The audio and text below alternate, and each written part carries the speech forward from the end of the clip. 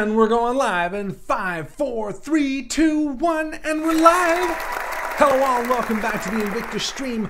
My name as always is Mr. Harlan Guthrie, and I am here with the incomparable, the lovely, the talented, the one and only Ms. Jo Fallak.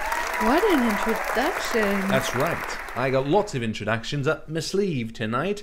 Ladies and gentlemen, welcome to Alien Resurgence. That's right. This week marked the release of Free League Publishing's newest RPG, Alien, the role-playing game. Alien, the RPG. There's not much of a subtitle there. It's interesting because they sort of, Alien, the movies, they just own the name Alien now. So if you're trying to look for like Alien art, if you're like Alien art, it's tough to find because Alien is a pretty damn broad term. We have to start spelling alien differently. Yeah, just to distinguish it. A-L-A-N. Alan. Alien. They also really lucked out because they're like the first ones to do it. If they didn't, someone else would have. They're like, okay, our movie's called Alien. Anyway, so tonight we are diving into Alien. And it's going to be fun. It's going to be spooky. It's going to be in the traditional sense of it. Last time we ran this with the lovely Tim Tabor from Retro Fizz. And that was a riff, a little bit of jazz on the Chariots of the God version scenario that they give you when you purchase the core rulebook or when you back it early or whatever. This one's not. This one is just a riff on the Alien stories that we know and love. And we wanted to try it as a solo game because, well, we had talked about it, and there's something about Alien that's really tough to sort of give the light to many different people. You know what I mean? Like Ripley does so much of it on her own. Well, it's really a horror story about one person's survival. And actually, it brings an interesting kind of conversation to the table about horror RPGs in general, because really, I feel like horror movies are directed about, you know, they're for one survivor. Even the other people in horror movies that might be part of the cast, they just get cut down until the final girl. Like, that's why the term final girl exists. So there's something interesting about just focusing on one person in this RPG rather than trying to accommodate every single person's little story. So we're going to try it. We're going to try it with Alien Resurgence, a little two-part horror story that we're going to be doing. Yeah, we're planning on 2 parts. We'll see what happens. We might get through it tonight. We might bring it on to next week. Why are you looking off in the distance? I was like, let me look at the calendar. Yeah. Baloney. You know this is a multi-part. So yeah, if this is the first time watching the INVICTUS stream, welcome. Please like the video, do all that kind of nonsense. But most importantly, make sure you join the Discord chat. The link is in the description of this video. That's where everybody's chatting and hanging out and having a good old time. And Zia says like the video right now, so you know that she's on top of it. A few things I want to talk about before we get to the game. If you are a fan of the stream, you are well aware of this, but there's some important things we've got to talk about. First and foremost, Extra Life 2019 was this past so weekend. much. Yeah, everybody. We raised over $1,000. We ended up at $1,050 thanks to you, the amazing fans and friends of the stream. We owe you so much. It was a difficult 24 hours, but it was a fun 24 hours, and it was so worth it. And we did a lot of video games. You did such a great job. We did a zany, crazy one-shot RPG where I played a sausage man. I caught part of that, actually. Yeah, it was weird. We ate 10 of the hottest, spiciest wings, a la hot ones, and you got to all 10 wings. I did. I drooled a lot. You did really good. It was really good. If you missed it, you can check out the live streams that are on our Twitch and YouTube pages and all that kind of stuff. But thank you guys. That's the real focus of what I'm trying to say here. You made it happen. This is our 3rd year in a row that we have surpassed $1,000. The first year we did $5,000. Last year we did over $1,000. This year we did over $1,000. I'm really happy with the amount of work you guys did. I was not getting choked up. Actually, I had to burp. I could have played that off like I was getting choked up, but I had a little hiccup. Thank you so much. I also want to mention, as a lot of you know, Rob is a good friend and fan of the stream and of our side project, which I'll talk about in a second. He is also one of the organizers in Toronto for something called Breakout Con. Breakout Con is coming. It's in March. If you are in the Toronto area, if you're interested, go to breakoutcon.com, buy some tickets. It's really fun. Joe and I will be there. Can I just say something about Breakout Con really quick? No. We have been to a number of cons in the past couple of years. Before Invictus, I really wasn't a con person. But honestly, for all the cons that we've been to, Breakout Con is so welcoming and so focused on gaming and so much fun. So you should definitely be there. It's not as huge as a lot of the other conventions. So if you're not a fan of crowds, this is the place for you to go. It'll be really easy to spot Harlan because he's 600 feet tall. Especially when my hair is this long and it stands up straight. Come and say hi. And yeah, tickets are on sale now. Tickets are on sale now. No, it is a great convention. Like I said, we'll be there. And Torontonians, you got no excuse. Go to it. You got no excuse. None.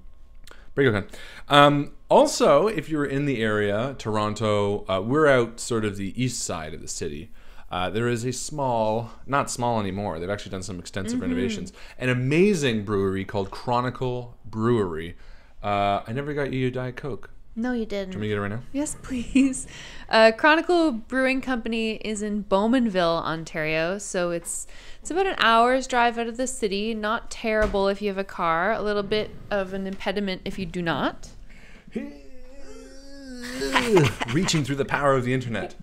Thank you, baby. Yeah, it is. It is an amazing place in Bowmanville. Really, really good beer. They have helped us so much through donations for Extra Life, as well as just.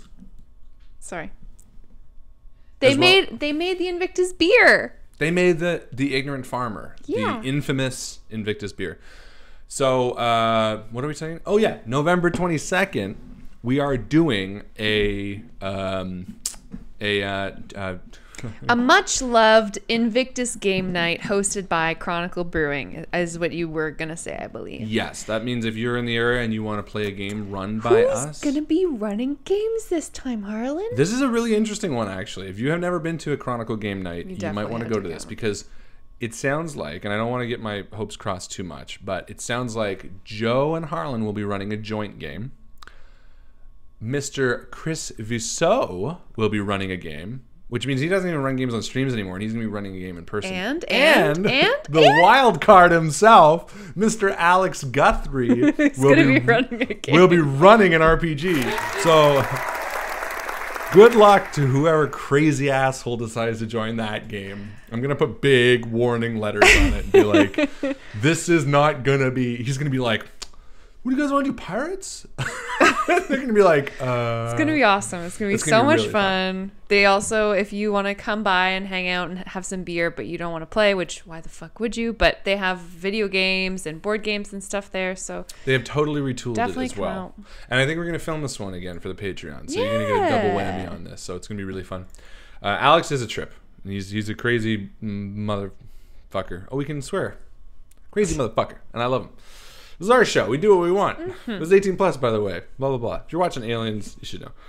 We get Terminator 2 in here. MVP this week, which is our most valuable post, is to someone who has been around for a very long time, and I don't mean that in a disparaging way, but we want to give it to our friend, our fan. He's in the chat right now, Mr. Mike Kyle. Mike Kyle. You. Why Mike Kyle? Why not Mike Kyle? Well, I gotta say Mike Kyle for a few reasons. Besides being supportive and kind, every time there's anything on the stream that even remotely comes off as negative, he's like messages me privately. He's like, "Hey man, you're doing great." He's a very, very sweet guy. Love you to bits. In fact, I got to do a side note. There's a lot of people that messaged me this week and just to say, "Hey, you're doing a great job." There was a really dickish comment on the stream this week. See, I wouldn't type it all out, but I can say it here because they're never going to watch it. But people who used to be fans of the streams, is this your way of saying don't say anything? No, but people who used to be fans of the stream. I don't like conflict. I know, but they called us out on not doing the made RPG, and I made a post about it. And this was somebody who had watched the stream a long time ago and hid under a rock and decided to pop out and say something. And it was hurtful. More importantly, I thought it was a bit unfair. Juvenile? Wait. Yeah. Well, it said that we were like a fraudulent stream to to ask for donations for a cause. Doesn't matter. The long and short of it, the amount of people that reached out and were like, hey, is everything okay? Vincent, Bob, Lyle was so sweet. Aisha, Mike, all of you guys all messaged me and were like, hey, you're doing great, which was totally unneeded, but so appreciated. So that's a sidebar. Mike Kyle wins MVP this week because not only is he all these amazing things, but he is also one of the biggest supporters, proponents? What does that word mean? You know how people accuse folks of jumping on the bandwagon when there's like something that's really cool and like people are really into it, but then there's some people who are just like showing up. Mike Kyle built the fucking bandwagon. He's the bandwagon maker for our new podcast, Dice Shame. Dice Shame. That's right. No, Mike Kyle has done such an amazing job. So we obviously started a second group because we didn't want to flood Invictus stream with Dice Shame news and information and stuff like that. And Mike has been such an amazing poster for the new Dice Shame group. Really cute, really fun. Just, I don't know, he's just awesome. And as we've mentioned many times, Dice Shame is something we're really excited about. It's like a passion project. It is our new podcast. It is now available on iTunes, Google Play, Spotify, and you can get all the links at www.diceshamepodcast.com. It's funny. I was reading something that really reminded me of what we do here and sort of irked me in the same way. It's like, but I can't remember off the top of my head, so I'm just going to relay it very poorly and stumble through it. But it's like, we started Invictus sort of accidentally. You know, it was something that we were like, oh, we want to stream with our friends and we want to do it. And then Dice Shame is something that we like chose to go into. We were like, oh, we want to start a podcast. Thought a lot about it and talked to each other and sussed it all out. But because of that, we're like more excited for it. And it's sort of like the Jehovah's Witnesses that show up at your door and they're like, hey, and I totally get this sort of standoffish nature of how maybe strongly we're coming on about it. That being said, recognize that this is something we're excited about for good reason. Give it a shot, at least the first and second episode, because as Colin really kindly pointed out, he was like, I wasn't hooked by the first episode, but the second one got me. It might take 2 episodes to get into it. Sometimes it's like that. It's a different format. Episode 4 is coming out. And episode 4 is coming out tonight in 8, 9, 10, 11, 12. Wait, 9, 10, 11, 12. Wait, 9, 10, 11, 12. Math. 5 hours. It's because I was counting like this. I know. But I was like, is that 4 or 5? I know. It's so hard. It's coming out in 5 hours, episode 4. So lots of time to catch up and all that kind of stuff. Dice Shame, check it out. It's fucking cool, guys. It's really fun. I get to sit right here, right next to Alex. Oh, is episode 4 the one that has the little I don't know. thing at the end? You gotta listen. You gotta listen all the way through too, because sometimes there's little Easter eggs right at the end. Right next to Rob, right next to Justin, right across from Joe. I got my best friend, I got my brother, I got my girl in this podcast, and we're playing Storm King's Thunder, which is interesting because, well, we don't have to talk too much about it, but check it out. It's gonna be a lot of fun. It's a giant amount of fun. It's a giant amount of fun. Ah! Whoa, why? You'll see. It's just as I haven't gotten the impression of over-advertisement, like a commercial more than a new exciting thing you're proud of. Also finished and I want more. Oh, thanks, Zia. I know the clock is backwards. I need to flip the video. I don't know how to. But if you like it, also, this is the advertisement part. Oh. Go fucking review it, please. This is so much more. You can literally unlike every video you've ever liked on the stream and go leave a review on the podcast. You go on iTunes on your app and you leave a 5-star review and you review it. But and also all you have write to do is say like, amazing, I love the podcast. Yeah, or that means so much to us. Or honestly, you could. Oh, someone should go and review and say, and Joe agrees. Who wrote? Remember when that was like a thing from way ago? What was that from? I don't remember. That was like 2 years ago. 5-star and Joe agrees. I don't honestly. It doesn't matter what you write necessarily, but the more ratings you give us on the iTunes, the more visibility that we get. Okay, Boomer. Have you heard this Okay Boomer thing that's been coming up so much? I've been reading about it on Reddit, but I don't know the etymology. Entomology? Etymology? Isn't entomology bugs? Yeah. Yeah. You knew what it was. Etymology is trees? No, that's entomology still. Anyway, we're excited about it. Long and short. We just want to do it. That was from a spooky game review you left at That's right. Harlan, and Yeah. Joe agrees. Because you were at work, I think, and you were watching. Oh, I was like, yeah, I agree. And then And I was that like, became a thing. And Joe agrees. Mighty Eric's here, too. Inside jokes. Whomever that might be. He's mighty, that's for goddamn sure. Mighty Eric. Mike said he never did find the review button. I think you have to just scroll all the way down to the bottom. I actually found it really difficult to find as well. It took me a little while and made me feel very old. It's my birthday coming up, by the way, guys. What'd you get me? I got you lots. Yeah, but I'm talking to them. They got you other things. But they are going to give me a 5-star review as a birthday present, right? If this is the iPhone, oh, it's all backwards. Oh, hold on, I know. There you go. Perfect. All you do is you go. There's like a 5-star thing here, and you just tap. Oops. You tap it. Oop. And then you write a thing. Langdon's here. Hey, Langdon. Hey, Langdon. We got Michael and Brianna. I'm coming off the 24-hour stream too much. I'm talking to people. Hey, Dead Echo Lucas. They're bringing the hobbits to Isengard. They're bringing the hobbits to Isengard. To Isengard. To Isengard. What are we playing? Wait, was there anything else you wanted to talk about? I don't think so. Extra Life. Although Chris did just text me and he said, MVP. I just picked up a part-time job. I might not be free after all. Lame duck. If I am free, I would run something. What? So he might not be. Chris has a part-time job? Apparently. What do you think he's doing? I don't know. Cutting wood? Yeah. Reading books to Underage shelter animals. blind children? As opposed to like blind adults. No, underage blind children. I had to open the iTunes app and do it that way. It was hard to find. Thank you, Aisha. And make sure whatever you do, you write something. Don't just do the 5 stars because I don't think it counts it. Write something. Yeah. Nathaniel. Hey, yeah. Ooh, that's tricky. Ooh, Nathaniel someone's playing. is. Yeah. Ooh. Well, how long into Story King's Thunder are you? You message me. I'll tell you what episode you can watch too. Honestly, also, I don't want to spoil things. You know what you could do if you want to support us is download the episodes and subscribe anyway, and just don't listen until you're done playing. Do that even better, actually. Just do it anyway. Chris, Galen says he's here to make sure the story works with alien canon. Guess what? Galen, spoilers. It's not gonna. It's not going to. You know why? It won't. Because I don't remember anything that I watch on a movie. And because I don't give a shit. Because I don't fucking Listen, care. the reason I got the Alien RPG and I did buy it was not because I wanted to work within the canon. It's because I want aliens and I want fucking horror and I want it in space. I don't give a shit about the fucking timeline. I literally made up the year. I'm like, it's... It's 2017. It could be. I always love that, eh? Like Waterworld's like, in 2015, the world is overcome by water. I think that's global warming too.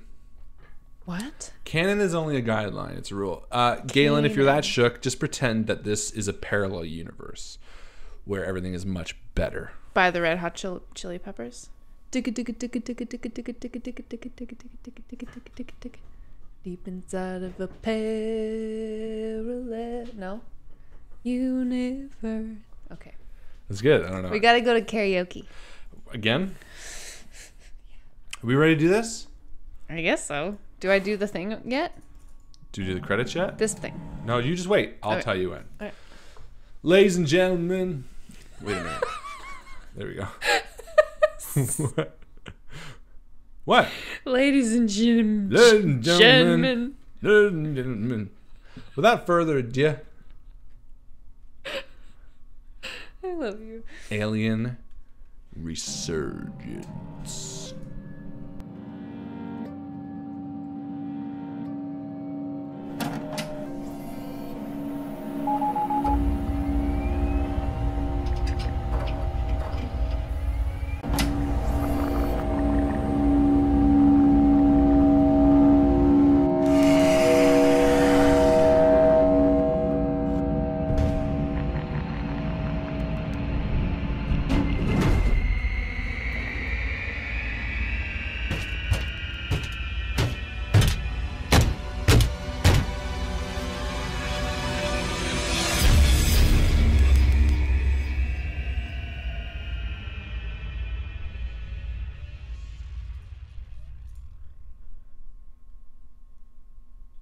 Within the black void of space, a lone ship floats. Within it, death. The first thing you see is the plume of your own breath upon the glass within the cryo-sleep chamber in which you wake. You gasp. The first breath it feels that you've taken in a lifetime.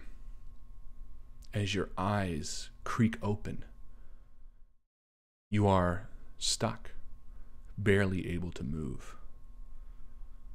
You are in a standing up position, and as you hear the high-pitched whistle, a hissing noise, the entire chamber fills with a steam that sticks to your skin. For a moment, you feel like you're about to vomit. And then it opens up around you, opening you, welcoming you to a grated floor. You fall forward. The cold metal on your palms feels like it's going to tear off your skin. The sensitivity in your fingertips all the way up to your elbows and shoulders. You can feel the air. It's stale and thick. Your eyes can barely adjust as the red light permeates everything you see.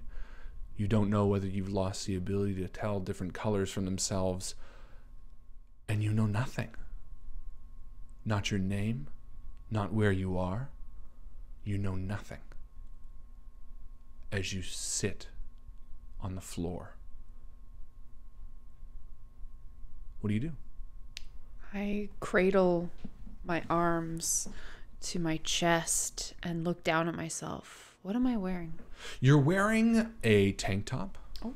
Sort of tight-fitting pants that are all black in color.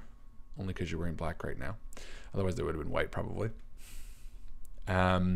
You have no jewelry, nothing on you whatsoever, other than a piece of card in your pocket. And as you reach in and pull it out, you recognize it as a blank green key card. You recognize this only because it has the distinct impressions of brass, some sort of metal conductive on one end, as if it were teeth. And for some reason, the word keycard lingers in your brain. Strain my eyes, fuzzy as they are, to make out other details in the room. How big is it? Are there any other cryopods? Am I alone? Your eyes can barely make it past the first foot of what you can see. Like a lens, they seem to focus only on what's immediately around you. It's a feeling that you don't think you've ever felt before.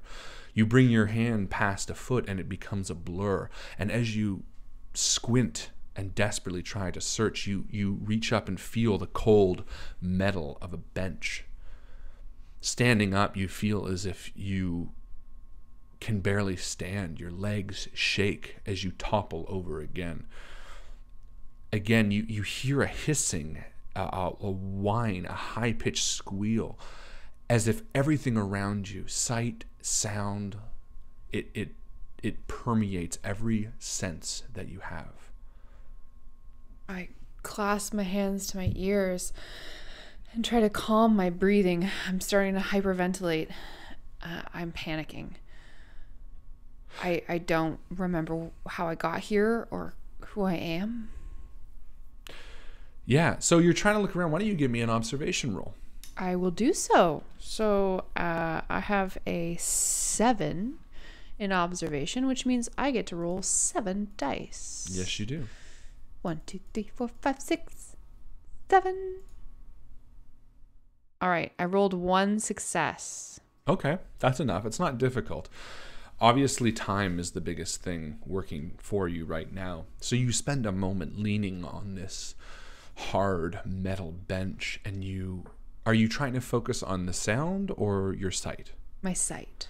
As you squint, you notice only from the emerging pod, or the pod that you just have emerged from, 5 similar cryosleep chambers placed around this circular room.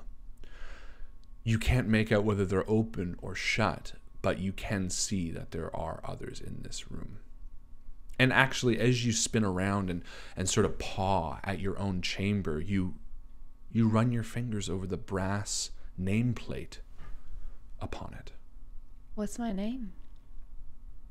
Margot Boucher, medical officer. That must be me.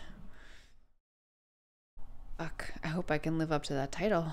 So, how are you feeling at this point? Your lungs sting with the air that you are breathing. Your eyes are wet. Are you panicking? Are you calm? No, I'm panicking, and I throw up. Yeah. And sort of this viscous white, almost mucus comes out from your esophagus. It, weirdly enough, I don't know if you've ever thrown up when you don't have much stomach acid. It feels like that. It's almost refreshing. There's no burning sensation that leaves behind on your throat and your tongue and your teeth. And seeing this, it recalls to mind that fluid, having seen it before. I've certainly been present when other people have woken up from cryosleep. I don't know if I ever have before, but I've seen this. Okay, this feels a little bit more normal. I'm able to slow my breathing a little bit. I crawl on my hands and knees across the cold grate to examine the other cryosleep chambers. Is there anyone with me? Am I alone? You move towards the one to your right or to your left? We'll start to my left. Perfect. So you start crawling across the floor towards your left, your fingers slipping down between the cold cracks of the grate beneath you. You can feel the whirring clicks of the metal contort and bend as the coldness to the air begins to set upon your skin. A chill runs up your spine. You can feel your breath now as you breathe on your hands, crawling forward on your hands and knees. You can feel the dampness settle on your skin and then freeze almost immediately. You're so cold as you make it wrong towards the first cryopod. It occurs to me now as I'm crawling and I feel my breath condense on my skin with the coldness of the room. There's something wrong. There should be someone here to welcome us out of cryosleep. Did I wake up too early? What's happening? It's too cold in here. And as that thought sort of runs through your brain, you paw for the cryo chamber next to you, which is open. And you sort of feel inside the dampness that permeates everything is also on this, but on the inside as well. Frozen ice crystals cover the inside of the glass and the sort of off-white bedding in which someone would sit. This cryopod's been open for a while. Is it empty? Yes. Okay. I keep crawling. And as you do, you can feel that chill running up your spine, even colder, to the point where your teeth are chattering loudly in your head, unable to hear anything but this whirring and whistling. It feels like the chattering is cracking within your skull. It's offsetting. What's that sound? It just sounds like, well, why don't you give me a observation, I suppose? I'll do another one. 2 6s. Perfect. Something in your brain sort of recognizes this sound as something that is not part of the ship. As you sort of adjust and work your jaw around, you feel this high-pitched whirring begin to sort of subside. You are chewing through painful bursts of almost air as they escape from inside you, and slowly the screaming begins to dull. Your head was filled with so much pressure that you could barely understand. Much longer, if you were doing that much longer, you might have started to do some irreparable damage to your eardrums. But focusing on it and sort of chewing through it, kind of letting your ears pop, sort of allows you to gain a little bit of your composure. And for the first time, you can feel the pressure on your head subside, and your vision actually begin to come back. Some of the pressure that was being put upon your skull was making it so difficult to see. And as you let your eyes adjust, you see for the first time clearly the dim red light illuminating the 5 cryo chamber pods. And as you study each of them, you notice that there are 5. 1 that you left, 3 that are open, and 1 that begins to open as you look towards it. With a you see that same soft mist crack from halfway through the cryosleep chamber as the top and bottom half sort of split apart like an opening mouth. It falls to the ground and dissipates quickly, and revealed before you is a middle-aged woman. She has short blonde hair. The lines on her face are stern. Her eyes are shut, and the mask that she has on her face, she claws off instantly. Something that you must have done reflects without thinking, as if a reflex. And like you, she tumbles to the floor before you. Are you okay? What? Where the fuck am I? Who are you? Hello? She scrambles back to sort of a small corner in the room. Who the fuck? It's okay. It's okay. I just came out of cryosleep too. I think there was a malfunction on the ship. What ship? Where the fuck am I? Oh my god. I can't hear anything. It's okay. There's like this high-pitched... God. You just need to adjust to the pressure. What? Pop your ears. What? How? I crawl over to her. Yeah. As best I can, and I whack her on the side of the head. Okay. Oh, fuck. Oh, and you see like that same sort of sense of realization, and her eyes sort of coming to as she realizes that she needs to sort of get the pain out. Oh my god. What the fuck is that? What? Who are you? My name's Margot. Do you know your name? No, she says, like, panicked. You can hear a little bit of fear in her voice as the realization sort of begins to dawn on her. No. It's okay. It's okay. We're in the same boat here. Check your tank. What? Check your tank. And she sort of stands up and again, sort of like a blind man, pause for the cryosleep pod and feels for the brass plate and leans close as if to expect it, and runs her fingers over second officer engineer Ellie Long. Doesn't ring a bell. Neither does what? Margot Boucher. No, it doesn't ring a bell either. And she starts chattering. God, it's cold here. Yeah, I noticed that too. Fuck do we do now? Okay. Well, we have to find our way out. Let's see. Where are we? Do I recognize my surroundings at all as, I don't know, anything familiar at all? You don't recognize it, but you do have a sense of understanding. It's difficult to explain exactly where your amnesia begins and ends.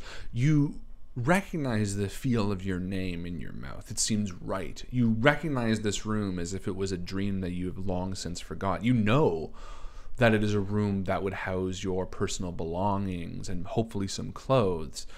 But beyond that, the layout of the ship, what's next, who your role is within this are completely a mystery. There any klaxons, any alarms, warning lights, anything that would lead me to believe that the integrity of the ship is compromised? Other than the dim red light, you don't hear any sound. Besides the sort of flexing of metal distantly in the ship. The first indication that you were on a ship. This is what was giving you that impression when you first fell to the ground. Okay, Ellie. We have to get out of here before we freeze to death. Okay, well, we slept here. Obviously, there's got to be some personal belongings around here. Yeah, maybe not in this room. Let's take a look. And as you move between the pods, you recognize that this sort of thin grating that circles this room does have an opening, an exit point that leads to sort of an outer circle. And as you walk around the clock face, you recognize that there are a series of lockers. Ellie sort of follows you in tow. Despite second officer outranking a medical officer, she seems to cling to you nervously. Where are we going? We need to find some clothes. I'm freezing. Yeah, me too. We don't want to die of exposure. I'm supposed to be the medical officer. I'm sure there's some of that rattling around in here still. Let's see what we got. Yeah, and you approach 6 lockers. Okay. All locked, I presume. No, they're all unlocked. So I open them. All of them? Loot? Yeah, I want to loot. I want to loot the lockers. Sure. It looks like the other 3 are, for the most part, barren. In one locker, there seems to be a oil of some sort. It's like a syringe of dark liquid. In the other locker, there is a jacket that looks smallish, even for you. Not child-sized, mind you, but maybe petite woman. Does it look like it fits Ellie? You can try it on her. What does the other locker have? The other locker is empty. I'm going to take the jacket. Sure. Yeah, it doesn't fit you. You try, but it doesn't fit you. It's a bit small. But you do see that there's a patch on it. Oh, what does it say? Why don't you give me a roll? It is a military insignia. Why don't you give me a... I would take a command roll or a survival roll or a... I can give you a command. Yeah, let's give me a command roll. I don't know what that is. Yeah, you don't recognize the insignia. You know that it's some rank, and it doesn't seem to fit Ellie as you toss it to her. The last 2 lockers, as you go to reach for them, you realize that they open at your touch. For whatever reason, these 3s have already been sort of opened, left unlocked. The contents obviously taken from them that are important. And these 2 lockers contain your personal gear. Ah. Yes. As you reach in, you see a black jacket that fits you perfectly. It's got a high collar, and it does not have any insignia. It's just, it looks like that. How did you find, what? My gosh. Does it look like this? It looks exactly like that. Put it on. Yeah. Within your locker, you also see some general, like... Do I find... Let me pull out the copy of the RPG I was looking at. A pulse rifle? No. Do I find an IRC MK50 compression suit and a personal med kit? No. You do find a personal med kit, though. But... What? Is that what you start with? Yeah. Well, you're from cryo sleep. You're not starting the game normal. Put it this way. If, and you this sort of comes back to you, if you do own some sort of spacesuit, something that would allow you to breathe outside, it wouldn't be within the inside of the ship. It would be most likely near an airlock. And as this sort of rattles through your brain, you realize that because you wouldn't want to run back to the crew quarters just to get... I pick up the med kit and turn it over in my hands, willing the hard surface of the handles, the sides, the hinges to bring me back some vestige of my memory. Yeah. And as you do, for a moment, you do have a glimpse of something. You remember standing in a classroom, sitting, in fact, a large classroom, the teacher far on the board, and he's teaching you something very specific. What was he teaching you? He was teaching me about how you save someone who is suffocating in outer space. Teaching me about the way that your heart shuts down and your esophagus collapses and all of your blood vessels shrink, and it gives me a shiver. thinking about that terror.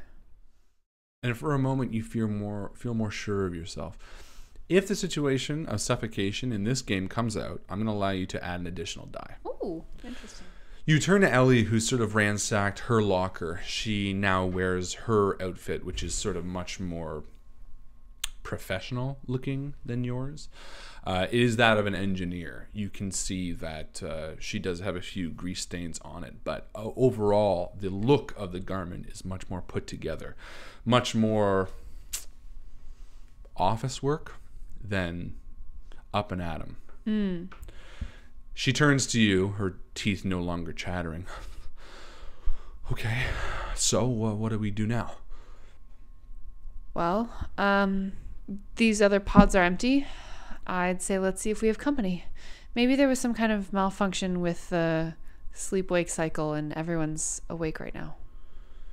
Well, should we learn their names? Okay. Let's go look. And she waits for you. Where do you want to go? What do you mean? Just let's go look at their names. And I just walk over toward the pods and I take a look. Who else do we have on the ship? Captain Marshall Everett. Should I be writing these down? It's up to you. I really would. Bad with names. Do you want a piece of paper? Typey is the way to do it. What was my Medical officer. Ellie is Second officer / engineer Ellie Long.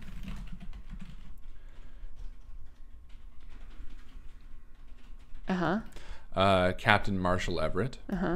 First officer Katie Howard. Tech officer Cameron. No last name? No. Oh. Like a Sting sort of situation? Yeah, he's just cool. Cameron. And she's a little bit excited at her idea because obviously you liked it. She's like, okay, well, now we know who we're looking for, right? Right. So what do you think we should do next? Well, look, the crew quarters would lead to some sort of mess hall. I'm starving, and part of me says that I've done this before, and after waking from hypersleep, I'm pretty sure I had food in my belly. So, and she sort of walks back out past the lockers, and there is a large sort of sliding door. However, when you approach, it doesn't open like in the movies. It's not like but it doesn't seem to have a handle or anything. I believe this will help. I pull out my key card. And you go to sort of touch it on the door, but it doesn't seem to be that there's any key card slot on this door. And she sort of just looks wave at it you. around. Yeah, you search the door for any sort of technical pad that would do it, and there doesn't seem to be anything. Cool. I mean, you're the second officer. I don't know much about engineering doors. Engineer. And she sort of stares at it for a second. I don't know. Maybe we can just force it. She looks around for some sort of implement. That's not safe. You think what? What do you mean? I mean, spaceship doors are supposed to just open. If they're not opening, it's for a damn good reason. What if the atmosphere is compromised on the other side of this door? Okay. Well, what do you suggest we do then? Hello? Can anyone hear? Hello? Your voice echoes off the walls in a tinny, vibrating sense that is unnerving. By the time it comes back to you in this cylindrical room, it sounds distorted, almost alien, and it sends a chill up your spine. Are there any other exits from this room? I don't know. Let me look. And you and Ellie both begin scouring around. Is there a fire escape map on the wall? Why don't you give me an observation? I would love to. Or a survival. Or I would give you a mobility even if you'd like. I'm very good at observation, so I will be performing one of those. You picked the right skill. I rolled 1 success. Perfect.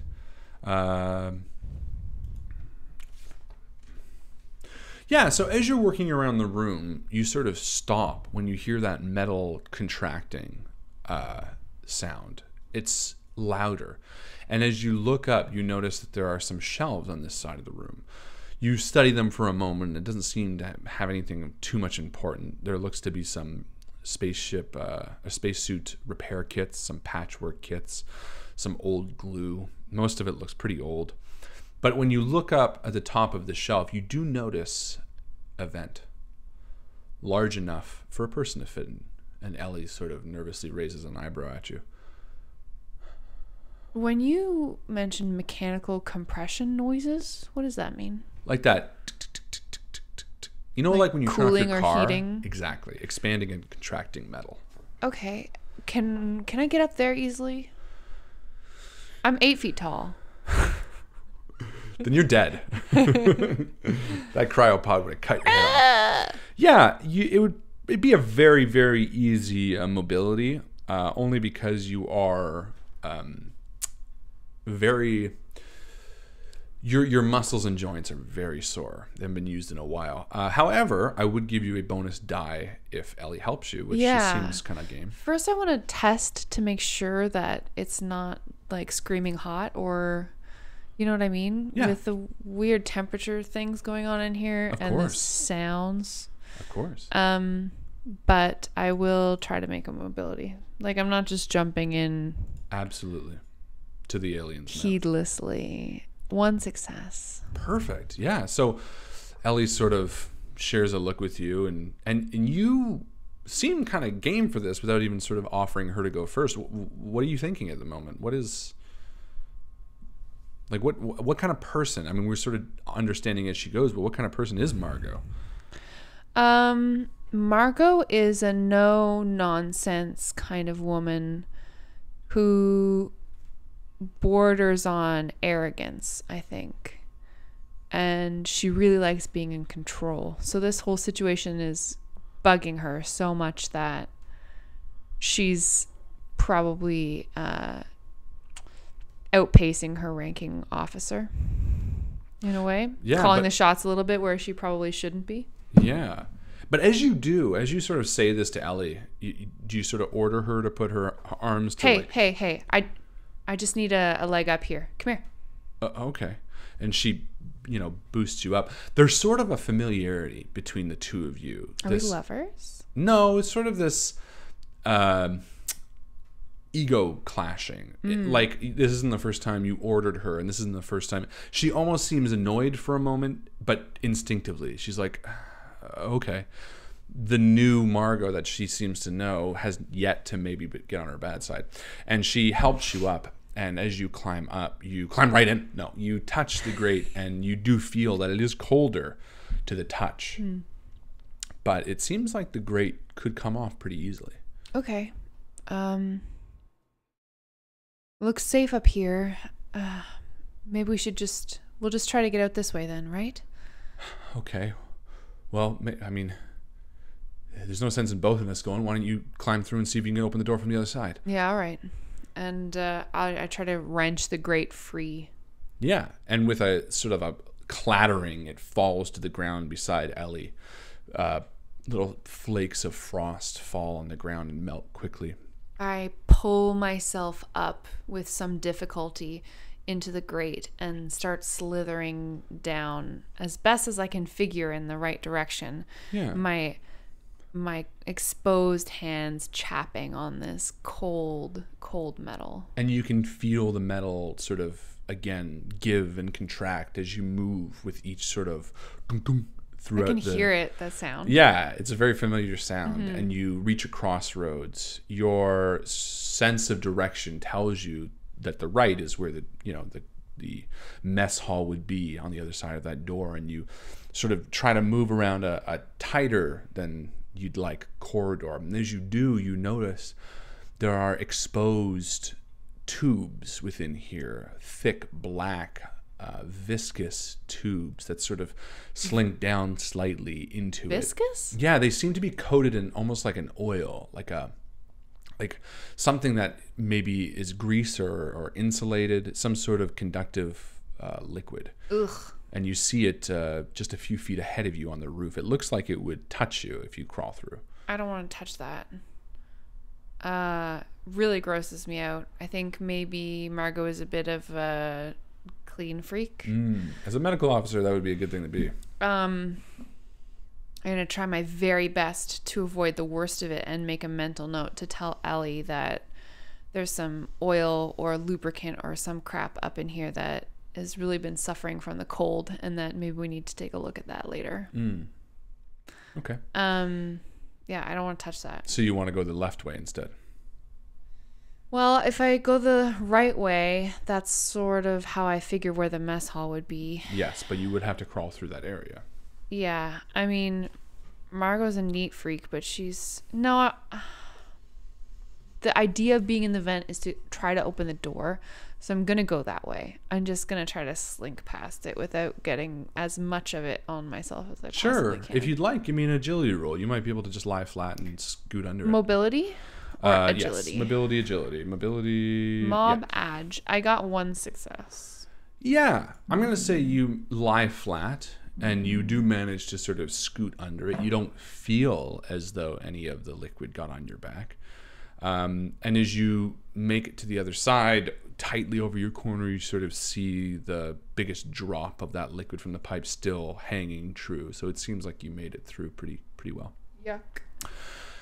You move along, and as you do, you can feel it growing colder. Your hands almost beginning to stick to the bottom of the metal vent, and just at the point where you become so uncomfortable, you worry if you could make it too much further, you see that dim red light shining up into this vent from what you hope is the mess hall.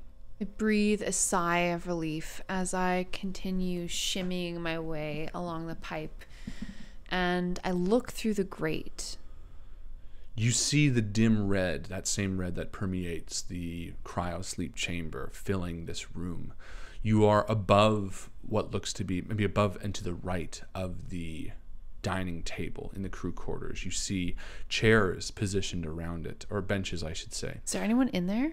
You can't see. You can only sort of see a straight down view of sort of one half bench and a bit of the table.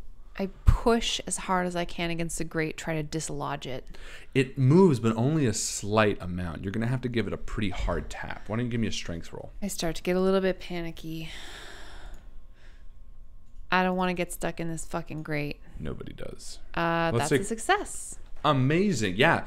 You whack it and whack it and whack it. And why don't you give me a straight up and down agility roll?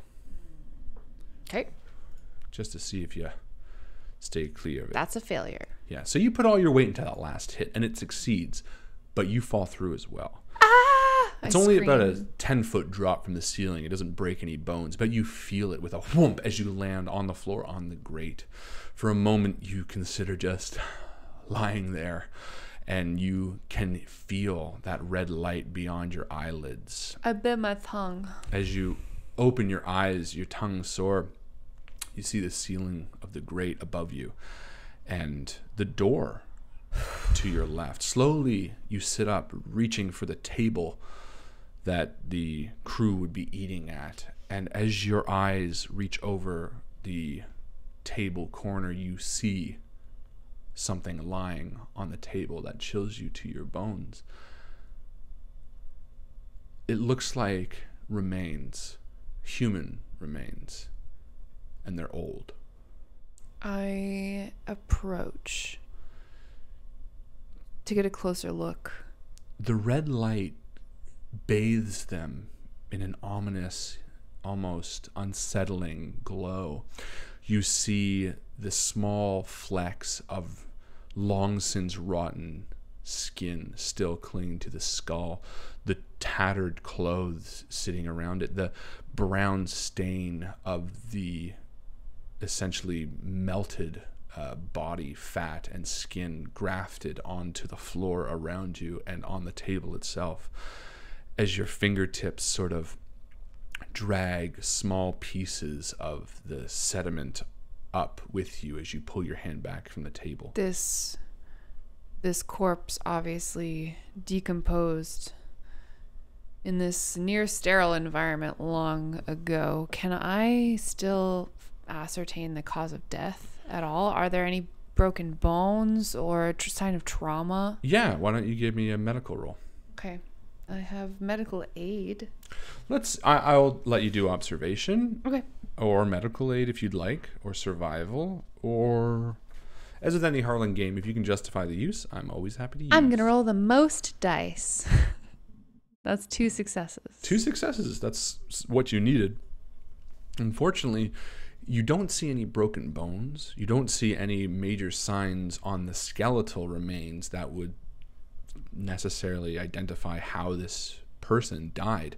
And as your eyes study it and your breath quickens, your heartbeat loud within your ears, you hear the boom, boom, boom, boom, boom behind you of Ellie's muffled voice.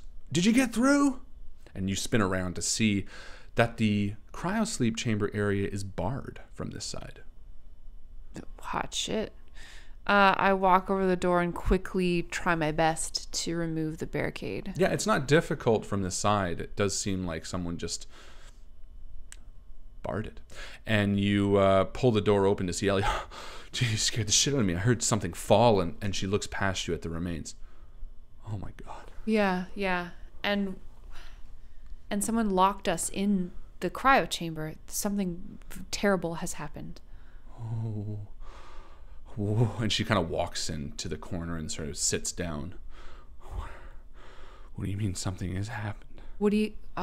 Yes, something has happened. Okay. Next steps? Just give me a fucking minute. And she sits down sort of in the corner.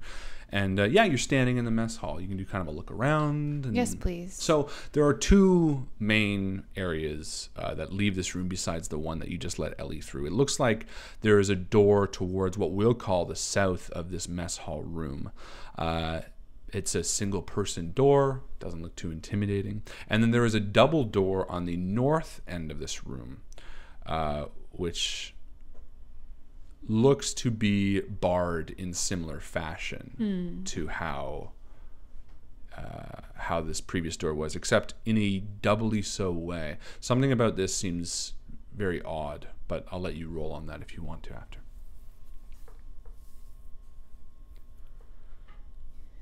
All right, Ellie, let's think about this. Someone barred us in to our cryo chamber.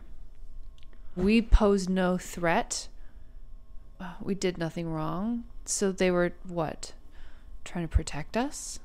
How do we know we don't pose any threat? And she sort of stands up for a second and backs away from you. I don't fucking remember who I am. You said you don't remember who you are. What if... All right, relax. What if you're supposed to be in there? If so, you're supposed to be in there with me. I guess. And you can tell she's starting to like spin a little bit. Hey, sit down. Why don't you take a seat right now? No. Listen, Ellie, this person has been dead for a very long time. No, I outrank you. Why don't you give me a command roll? All right. You're trying to use your command to sort of, get her back on your side. 1 success. Okay, yeah, what do you say to her?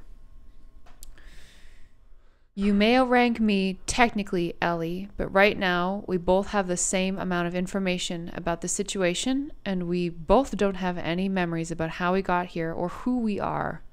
That being the case, I think we should be working together. Let's not let matters of who outranks who get in the way of good common sense. Now you're starting to have a panic attack. You should sit down. And succeeding, she sort of sits down and begins breathing and looking around the room. Now, there's no way of knowing right now how long we were in cryosleep for, so we could both be very sick right now and just not know it. Let's not stress ourselves out over much. Okay. This could have been some computer error that spiraled into, I don't know, mutiny. And all has been done 20 years ago. We have no idea. No, 20. You can't be serious. 20 years. No. You know as well as I the kinds of things that can happen when ship's malfunction. Now, thankfully, we have life support, obviously, at least in this part of the ship. We have to find out how far that extends and if there are any other survivors. Okay? Okay. Now, we need to find a layout so that we can figure out where the airlocks are, where the control room is. Okay. And she stands up and sort of begins searching. Can I take another quick look at the body and try to figure out which of the crew members this is? Sure. Who is it? I look over their rotting bits of clothing, if there's any name tag, insignia, not that I would know what that is. Give me a wits roll, straight up and down. Okay. 1 success. I'll tell you this. You have a piece of something already to compare. The key card? No.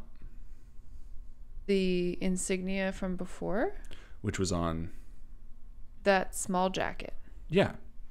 Looking at the jacket that you have found compared to this body, you get the impression that it would fit on this. Oh. Add a few pounds, it's a very petite skeleton.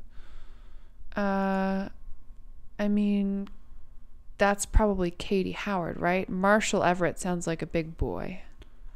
Katie Howard. That's what you said. Yeah, I did. First officer. Captain Marshall Everett. I'm going to give you this too. You're now sort of sussing things together. You found the names, you found the body, you found the piece. I'm going to say that suddenly you do recognize that insignia. This isn't information you never knew, so I'm not going to punish you for it. You recognize that insignia is the insignia of the first officer.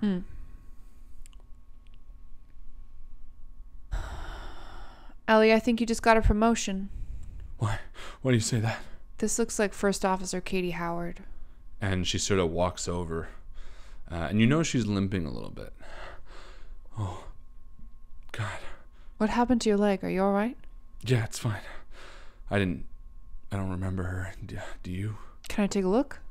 At what? At your leg. Oh, sure. And she like scoots back on like a table and pulls up her leg a little bit. It just looks badly bruised. Like the knee down? Like a medical aid roll. Oh. To find out more. Find out more! We're doing all the rolls here. I mean, it's an RPG. Yeah, but usually role-playing with us is more like... Do you want to not roll?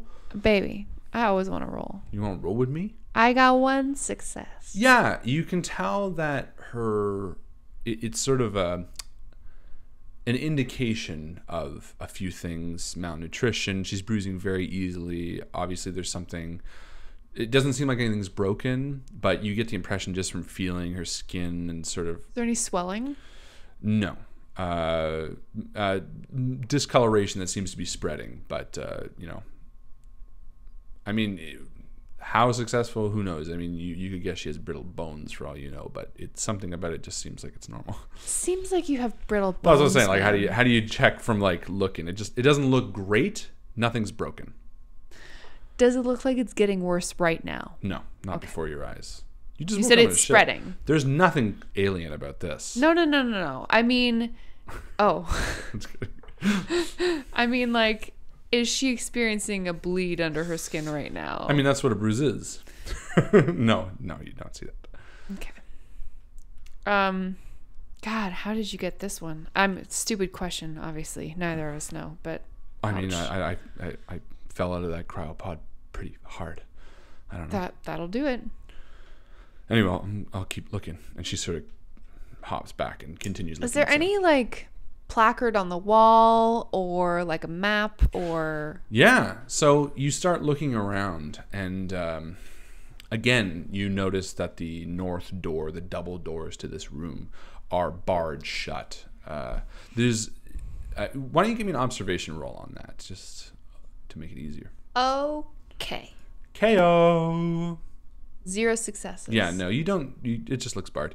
You kind of swing around the room. Again, you don't have a flashlight or anything, so you're trying to let your eyes adjust. When everything is the same color, it's really difficult to discern individual sort of items as they stand out. Contrast all bleeds together. But after a few minutes, you do notice that there is a brass plaque under the bulkhead of one of the cupboards. Ah, here. It says the USS Traveler and is dated December 2220. 2220. Do I know my birthday? You can, I mean...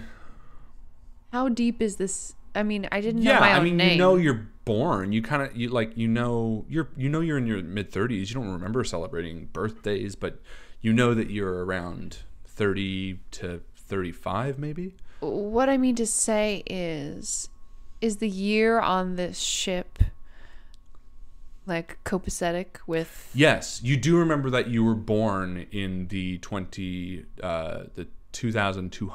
Okay. Like, or end that of makes the sense. 2200s. Yeah, even if this wasn't a brand new ship, I would still like belong on it. Exactly, yeah. Okay. No, good question. No, that's fair. The USS Traveler. Ellie, does this mean anything to you? She walks over and studies it for a moment. Yeah. You're the goddamn engineer. I should hope so. Okay, relax. Yes, I do remember. I remember the name Traveler. I remember it was a 2220 expected to arrive. Oh, I know this. 2220 expected to arrive in 2221. 2221. It's a 1-year voyage. It hasn't been 20 years. And she like says with a bit of relief. I mean, hoping that everything has gone to plan. No, it's just a few months. I remember we were leaving in December and we were supposed to arrive March, I think. That's right. And she sort of drifts off and continues looking around. I missed Christmas. Yeah, we all did, I guess. I'm going to check this back room. And she sort of nervously begins walking towards the door heading south. Wait! No. You can... Yeah, yeah, she walks over and it's, again, sort of the power's off and she slides it open. It's not barred or anything. And she pokes her head in and a moment later... That's the south door, you said? Yeah, you hear her say, looks like there's showers and some additional personal effects in here. Wicked. Okay. Come in. And yeah, you head in, you see a bay of showers, toilets. This is sort of the getting ready Let's area. do a steamy shower scene. No, she's not everyone's gay. Me? I mean me, just me. Oh, like, just yourself? Oh, a few shower time. That would be kind of cool, actually. You're like fist against the wall and she's like... Yeah. I think there should be like a moody, like... moment. Yeah. When you see your tits and they're all sudsy. That's what I mean. Shit. We're doing like like an alien movie, right? Yeah. So I'm like... But you don't see any tits in Alien, actually. No, but the suds are like appropriately placed. It would be good if you were like taking a shower and then... Well, what happened is you took a shower of like chest up and then you get out and you're wearing like a tank and like... Maybe there's like a minute of like you can see my butt just for like a second. Yeah, for sure. Butt's fine. But like it's definitely tank top and clean undies. And you can actually change actually. But I do. But there's no power or there's no like hot water or anything. Damn it. So none of that happens. Well, yeah, no, I don't think so. I don't know how to think all about it. No, probably not. Bummer. Okay, so I just get changed. We could say that there's like a private tank that's like stays hot. It's the future. Sure, you do that.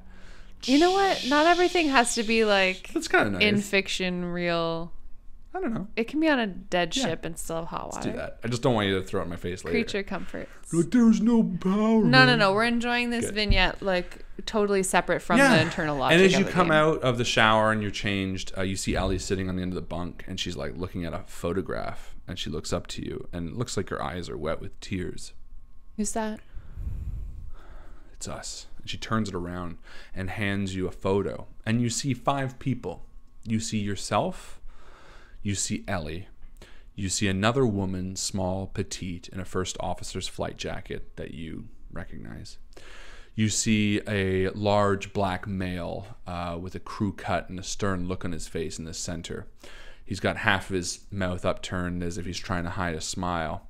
And then you see sort of a handsome man with chiseled features and sort of thinning hair and sharp blue eyes with a smile. What the fuck happened? I don't know, but we sure look happy. Do Look, I have anything else in my locker? There's some personal photos. You recognize one. It's like of a young man, like a young boy almost. Might be a brother. Might be. It feels like a family member, but you can't quite remember who. And Tuck it in my pocket. Yeah, and you have a few pieces of like jewelry and the change of clothes that you used, obviously, and some stationery that But doesn't no, seem like to... BFG. No, it looks interesting reference. Do you know what that's from? Roald Dahl. No, because it you know what, actually, I will tell you this, because you stumbled inadvertently across an interesting piece of information. It looks like this is the first time you've accessed your locker. Oh. There's like a keypad or something. No, it's just, you know how your locker would look at the end of a voyage versus the beginning of a voyage? You know, it's like there's some stationery with nothing written on it and a fresh pencil and like a fresh change of clothes. All of the tampons in the box. Literally all, no wet ones flung against the back wall. Ew. Like you do. You know, it's all ready to go. Okay. Yeah, like unopened little thing of space tissues. Yeah. And like... And as you realize this, Ellie sort of catches you glancing. What? We haven't been on board for very long. Or not awake anyway. Look. But she stands up and looks over. And None of looks this at is used. All of this standard issue stuff, it's totally intact. So something... Is yours the same? Yeah, and she walks over and like opens it up and sort of shows it in similar fashion. She says, "So we must have woken up before we got to where we were going." Not just that, but the people who woke up before us weren't awake for very long. They didn't need to use any of our stuff. That's true. And she walks over and looks at theirs, and you do see that some things are used in theirs, but very sparingly. Like, you know, no toothbrushes are their packages, but it does look like a change of clothes was pulled out of one or two. So this corpse that you described in the main mess hall, Yes. You talked about it as if it was like desiccated and like pretty well rotted out. Yes. So that would insinuate that either everyone is dead and that happened a few days after everyone woke up, and then quite a bit of time passed. Yeah, that's the solution, right?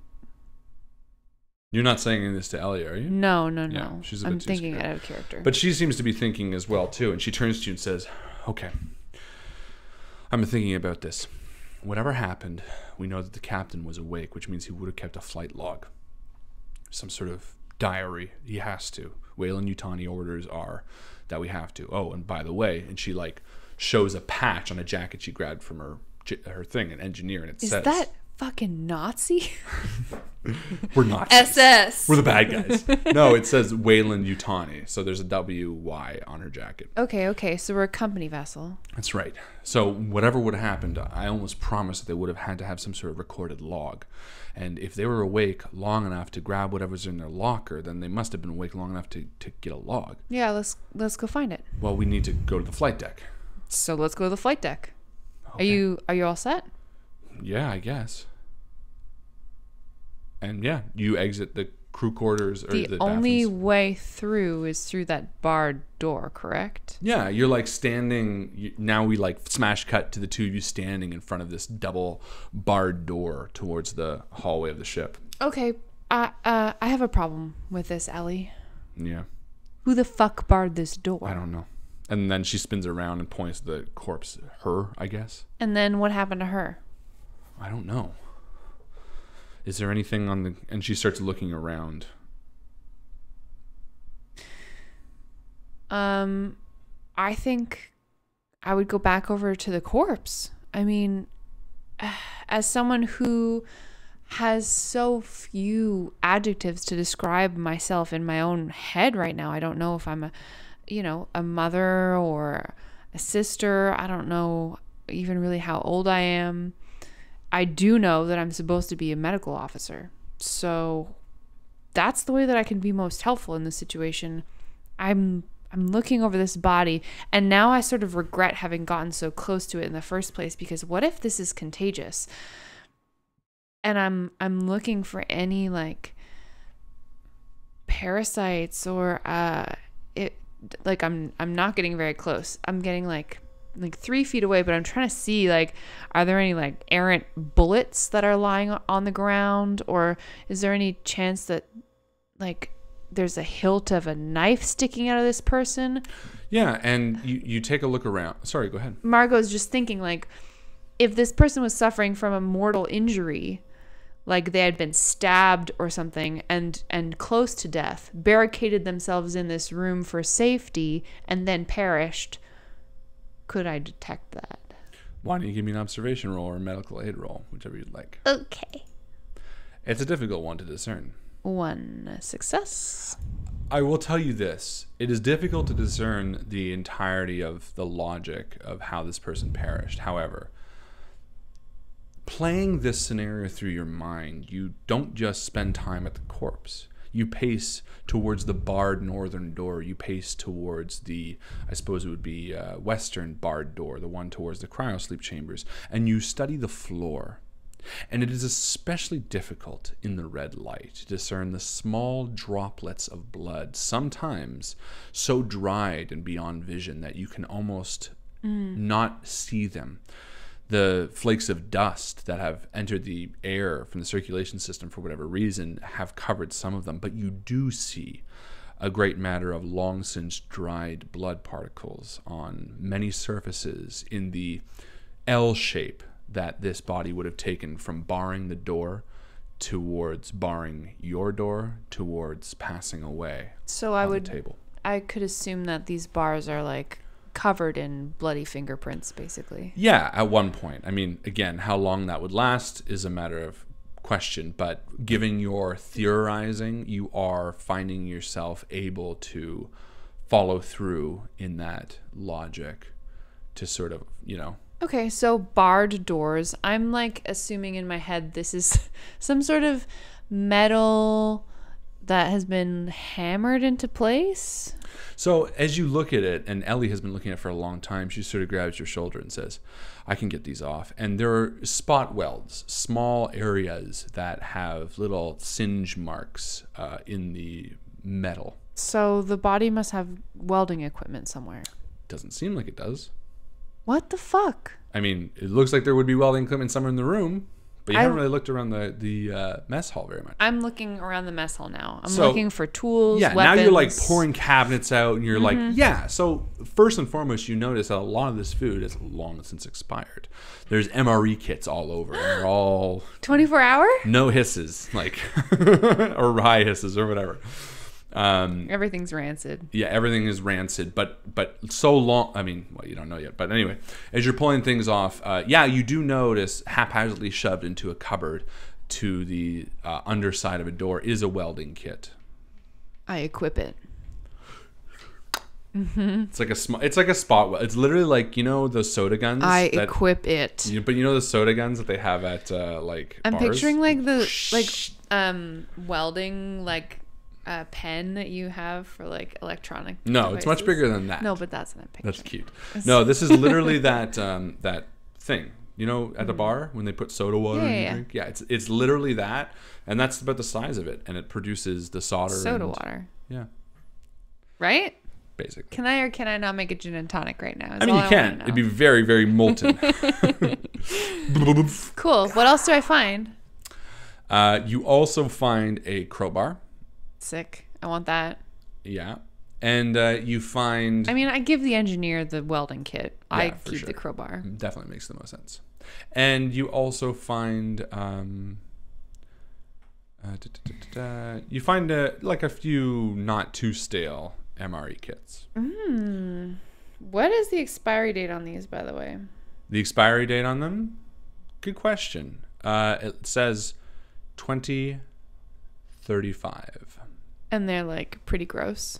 I mean, there are varying degrees of decomposition, but for the most part, they're pretty gross. I don't mention that to Ellie. Yeah, she's kind of a flake, eh?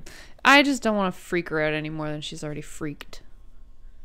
I figure that the captain's log is going to do enough to her psyche. Super freaky. So I have a crowbar and a med kit. And some MREs. Maybe like 3. Let's get this out onto a tray. Nice. Okay. Okay. Start off with that coffee. We love you, MRE Steve. MRE Steve 1989. Call us. Steve 1989 MRE info. Rob's here, by the way. Hey, Rob. Hey, Rob. We missed you. So anything else? That's pretty about it, yeah. Cool. So yeah, if you can get these off, let's see what we can find. Okay. And she sort of reverse welds them, which is a thing in the future. I'm sure you can. It's like cutting through, right? It's like power washing, but for metal. I don't know if this is like possible, but in this world it is. Like basically there's these little tools. Ask Galen. Where you flip one switch and it's like weld, and you flip it and it cuts it. So it's like a cutter. No, it sucks it back up like a Both. little vacuum. Both. And she cuts it all, and the clanging. Actually, no, as you're cutting, you kind of like, you're standing below that vent that you first fell through. Fuck. And you can hear like a boom, boom, boom, boom, boom. Just like really distant for a second. And you stare up and your vision sort of closes in on that. It does that cool. Event. Yeah, like that slow turn, just real slow. I'm picturing the like pull back as it zooms in. No, it's not that shot. exciting. That's really exciting. This is just Sorry. like a really slow, and it's like boom, boom, boom, boom, boom, boom.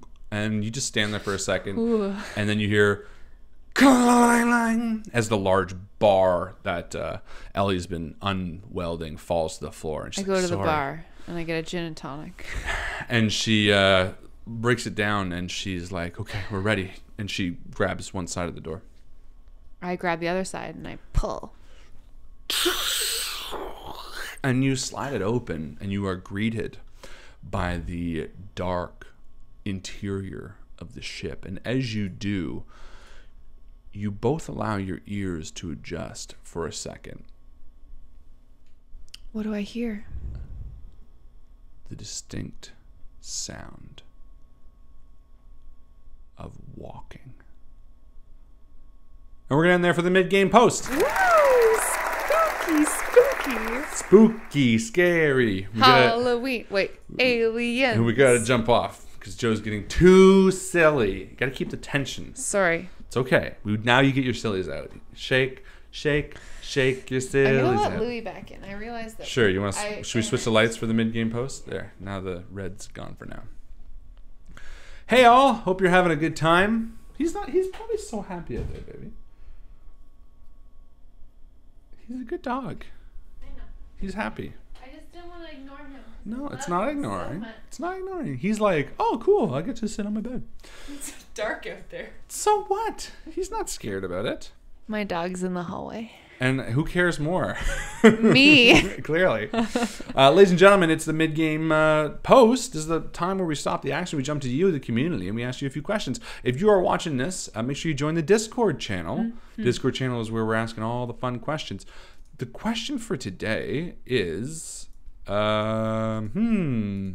Rob's here. Let's make it a Rob question. Rob, ask a question. What is Rob's character's name in Dice Shame, our hit RPG podcast?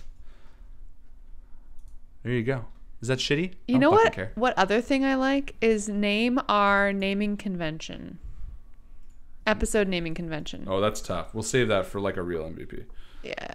I mean, there's not enough episodes yet. There's only 3. Rob's question is a real MVP too. Yeah, Rob's question is. Carly knows Louie. Carly knows Louie. So the question is posted in the mid-game post question underneath this. Like I said, check it out. It is the answer. I mean, you need to get the full name. Yeah. Well, no. That'd be really tough. This is like 5 names. Yeah. Rob will be the judge. We just want a first name. I would take first and last, but I would take first, I should say. Let's see how good they get. Yeah. Is anybody answering yet? No. No. Not yet. How are you doing, Harlan?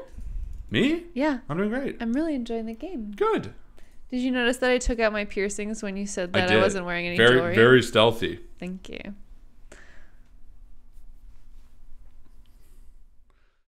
You like it so far? You're lying about the stealth. Yeah, a little bit. You like it so far? Yeah, I really do. Fine. If you can name his owl, that would count as well. I remember he has the owl, the best boy owl. It's actually, I think, a non-gendered owl, but yeah, that's he fine. literally says it's gender neutral. I think, or not gender That's neutral. in a later episode. Yeah. Your hair looks so fine right now. Yeah, I like it. It's a little. There's something about Mary. That's stupid. Remember when she has jizz in her hand and she goes and thinks it's hair gel? I do remember. We watched that movie with my parents when I was young, and they were mortified. Rob commented in the wrong mid-game post. My middle name is Elvin. Rob, it's the mid-game post beneath Alien Resurgence. Come on, guys. Owl or thing? Oh, Carly got the owl. All right, I'll give it to her. Kieran the owl. It is Kieran the owl. Who's the boy name though? Good night, Michael and Brianna. Thank you for joining us. I don't blame them if they don't know, because it's tough. 3 episodes. They listened to them all last week. They love them all. You know, but let this be a lesson. There will be tests on how much you love us. My friend from work, Sheila, texted me. And Chris just texted me. We're just gonna text for a second. Let's just text. Oh, Vincent texted me too. Who's Vincent? The guy I shouted out for, the guy who was checking. We love you, Vincent. He said, thanks for the shout out, Harlan. He's beaming. I hope you're still watching. Beam again, Vincent. You're great. He called me a potato chip too, which I think awesome. That's really cute. Yeah. Hey, anyone can call me a potato chip. I accept. I agree. Potato chip? Done. Agreed. Oh, yeah. I just heard you buzz. What does she want? Beep. She sent me her wedding videos. She also did not invite me to her wedding, so that's fine. Oh, it's like, hey, here's what you missed. Yeah. Dummy. No, we were talking about her wedding at work, so I was like, oh, you should send me your pictures. Good. Well, let's talk. She also says she wants to match what am I wearing tomorrow. Oh, you guys matched before. It's that very was high cute. school. Yeah, she's kidding, but not. There will be blood, and Joe will analyze. This is my favorite. What? So good. Game night. That's my face. Aisha did it. Aisha's the fucking dreamiest best. She's so good. So dreamy is best. Who wants to see my photo? Who wants to see protein shake? Who wants to see a photo of Joe eating seafood? No, don't. I was gonna show this one. Wait, I was gonna show that one. It's not as bad. Okay. This is her chowing down on fucking shellfish. It's not focusing, and that's for the best. Harlan had finished eating long before me and had cleaned up. It's the kind of place where they dump it on the table and they give you gloves. And he's like, I'm done. Let's do selfies. I'm like, I'm not done. I'm going to keep eating this delicious food. It was good. It was really good. I hope I made your day. You're not allowed to post those. No, I'm never going to post them. I can show them here, though. Yeah, you can. You know that people are going to screen cap that shit. No. Now it's on the internet forever. That's okay. Carly remembered Kieran the Owl's name. Who's going to be listening to episode 4 of Dice Shame? Who do you think has listened to it most? Mike Kyle. No, I mean you or me or Justin. Oh, you. Yeah, probably me. I remember Red as Carrie Foxwis. Aww. It's true. That's easy, though, because Red's already played on the stream before. Yes, he has. The other ones are original characters. Yeah, and Doran. And I remember Doran because of the joke. And Red.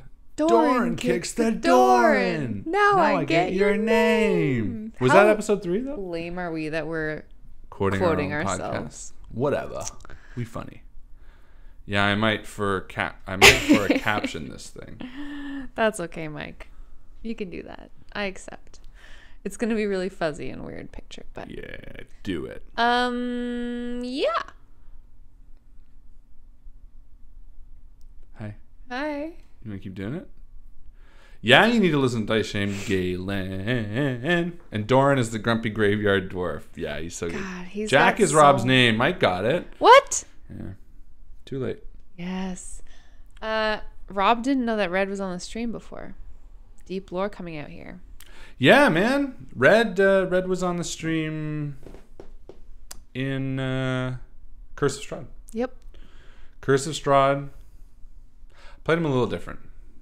I developed Less a character. funny. I developed the character over many episodes. Well, most of it was like you and me just playing downstairs. Yes, you need to listen to this, guys. Rob, why don't you post Too late. Jack's full name? Oh yeah, Jack's full name. DiceShamePodcast.com. By the way, guys, I'm really inordinately proud of this, but I made that website and I'm so stoked because I'm not a super tech girl, but now I am. Super tech girl. Super tech girl. I just had to go to the podcast link that you just posted, the website link that you posted. It's the same Red. It's a different version of Red. So Red was a character that actually I played 3 times. So I played him first. It's funny because I played him first in a AL game that Joe is running for Justin and Chris and I. And he was not British. He was like, he talked like this. He was like me. He was way more serious. He was and he is a straight up Ranger Rogue split. No Unearthed Arcana. There's nothing straight up about. Oh, I guess no Unearthed. I should say no Unearthed Arcana. AL legal. And he is mainly a rogue. So he's mainly rogue with a little bit of Ranger. Still very much the same flavor though, in terms of you like way more sharpshooter. Yeah, but the character's gone. Character is 100% gone. There's no. He's like, I'm gonna go chase down that guy. It's like there's no funny, there's no comedy, there's nothing like. Because AL, who cares? Then I played him again in Curse of Strahd. Still no character flavor, but I ran him as an Unearthed Arcana Ranger and Monster Hunter from Xanathar's Guide split. And then I ran him for the 3rd time. His perfect iteration, Unearthed Arcana Ranger, no multi-classing, and carry on with a little bit. Lucas said he's going to binge the whole thing tonight because he's off tomorrow. I think you should. I think you're going to enjoy it. Also, for Rate it. The episodes that have not, I think episode 5, Justin has really put in quite a bit of work in terms of original music and sound effects and stuff. So that's very fun and cool. Yep. It's really cool. The sound effects are really good. I don't know if you've heard it yet, Rob, but it's fucking awesome. Especially the ending of the episode 5. Your Lord Johannes Yveben Page. I saw the new updates to Ranger. Some of them are really fucking cool, but I'm just sticking with my Unearthed Arcana Ranger right now. Here's the problem. Either I read that and it changes something that I started with, which we can't do because we're a podcast. From here on out, I'm Unearthed Arcana Ranger. Yeah, you can't undo. Well, that's what I mean. So either I'm not reading it for 2 reasons. Either it's cooler than I want and I'm going to be sad, or it ruins something I'm playing with and I'm going to be sad. So I'm like, okay, I'm not going to touch the new Unearthed Arcana Ranger stuff. Because it's not going to be good for me. So we're just playing Unearthed Arcana Ranger as is, because it's not legal otherwise, and it'll be confusing for listeners. Yeah, it would be confusing. But yes, for those people who are saying they're going to listen to Dice Shame, do it. Listen to Dice Shame, please. But most importantly, guys, and this is really important, and we don't ask. Listen, we've been around for 5 years. I'm like Navi. Listen, we've been around for 5 years. I have asked very little when it comes to like promotion. I've been like, hey, share the video if you like it. We mention likes, but honestly, I've never really been like, please like the video. It doesn't really matter that much. Extra Life, we talk a lot about for donations. That Absolutely. matters because But that matters. This is the only thing that I've ever sincerely been like, if you listen to it, I don't care whether it's Apple or Google Play or Spotify. I think you can follow it. Whatever venue you use to get the bits and bytes. There's actually another one called Pod something. I use Overcast to listen Overcast, Pod Chaser. There's also one called Pod Chaser. Whatever you listen to it on, please leave it a review, and not just a 5-star. rating system, but also write a little something. Just be like, great RPG podcast. Really like these guys. Even if you want to mention Invictus stream, even if you don't like it. I mean, don't do that, because that would be rude. I don't know why you would do that. But whatever you do, please leave a review. That is the only thing I'm going to ask you for these. And tell your friends. And tell your friends, yeah. But honestly, the review is more important, because I feel like people will generally check it out if they... Honestly, though, so many of the people in our group... Sorry, I just started rudely eating a candy. So many people in our Facebook group have their own home games. It's the best kinds of people to connect with, because they're interested in the same things as you are. Maybe they'd be interested in checking out a really fun actual play podcast GM'd by me. She's good, too. Okay. You're great. And if you are not a Patreon, or you are considering it, you should consider joining us on Patreon.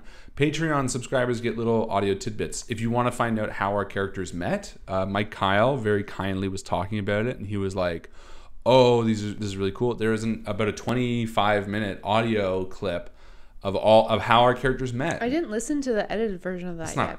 It's just like got an intro and an outro. Finally, I just added all of our patrons to our website. That's right. So if you are a supporter on Patreon, your name is listed on our website as one of the people who made this all possible. So thank you to everyone who is currently supporting us, or who has in the past. Your contribution really makes a difference for us and keeps us going and lets us try out new cool stuff. Yeah. If you've never listened to Dice Shame yet, we still do MVP. You still get a chance to win, except this time MVP also gets listed on the website. So you're not only going to get a shout out, you're going to get your name as MVP for episode 1 forever. You're just frozen in carbonite in the future. Too many Star Wars references? Too many cross references? All right. Not enough. We ready to get back into this? I think so. Let's do it. Ladies and gentlemen, without further ado, we return to Alien Resurgence.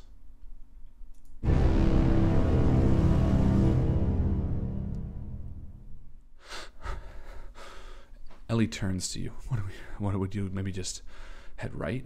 I don't know. Didn't we hear footsteps coming down the hall? I heard something, and she kind of leans out a little bit and looks to the left and looks to the right, and then leans back in. I don't see anything. Do we still hear the sound? What are you asking me for? I don't hear it. Do Harlan? No, you don't hear any sound. Okay. I didn't find a flashlight or anything. Did you? No. Okay. I know tentatively that this is maybe 15 to 20 years later than we had thought it would be. So based on the fact that really you couldn't expect someone to survive on the ship for that long, I chalk up the footsteps as a trick of my imagination, or maybe the metal sounds that I heard before compressing, and I take a second to steel my nerve. Okay, Margot. Don't be afraid of the dark. And I take a couple of steps into the dark passageway. I will say I'm going to give you a stress level. Okay. Because of the intensity of the situation and the nervousness, but great role playing. You step into the dark of the hallway of this ship, the USS Traveler. The metal inlaid in your boots, probably for weight, end up echoing down the long left hallway before you. For a second, your eyes float down into the darkness. They fixate on the speckles of white that you can only see from the light of the red doorway behind you. In the darkness, you convince yourself that your eyes must be playing tricks on you as you see the silhouette of a man, a figure that stands motionless just beyond where the light reaches. And as you go to to take a step forward, you feel Ellie's hand on you. Come, I think it's got to be this way. And she starts leading you right. Shake my head, and I follow her. You begin feeling your way around in the darkness. The red lights, luckily, continue illuminating every 50 feet or so, but the spaces between the light is off-putting, dark, oppressive. You feel it closing in around you as you once again exit the welcoming warmth of the red to the cold black. It's like holding your breath. And as you see the next red light grow again, you feel its warmth. By the time you reach the third red light, you see a set of doors, and Ellie stops. I think... Yeah, and she turns and wedges the door open and steps into the darkness. You remembering this? Is it coming back to you? You don't hear anything. Ellie? I follow her. You step into the darkness. And in a flash, a light appears. Oh, she has a flashlight. Sorry. Jesus. Yeah, no, I remember. This is a storage closet. Here. And she hands you a bright light. This should help. Yeah, and you're standing in a storage closet. I flash her in the eyes. Ow. Bitch. Okay, sorry. It wasn't purposeful. Maybe there's something in here we can use. And she looks around and starts tearing things off the shelves as you stand in the doorway. The darkness. I spin around out and I look down the hallway toward where I thought I had seen a man. Give me an observation roll.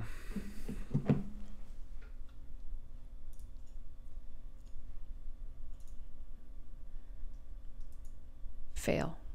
Yeah, no, you don't see anything. Again, your eyes press into the darkness, the light having a elliptical end. You can almost see where it stops as white flakes float past where the light can reach.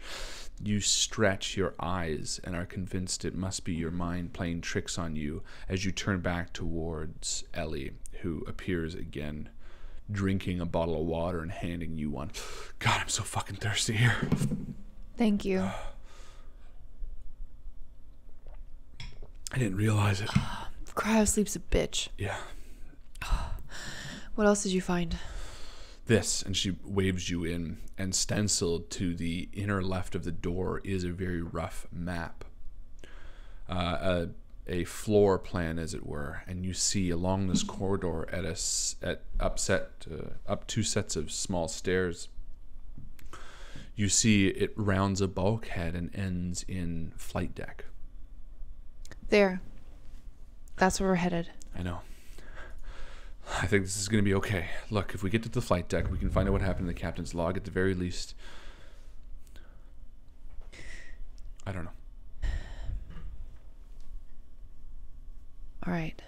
I've got my crowbar in one hand, my flashlight in the other, and I head out into the darkness.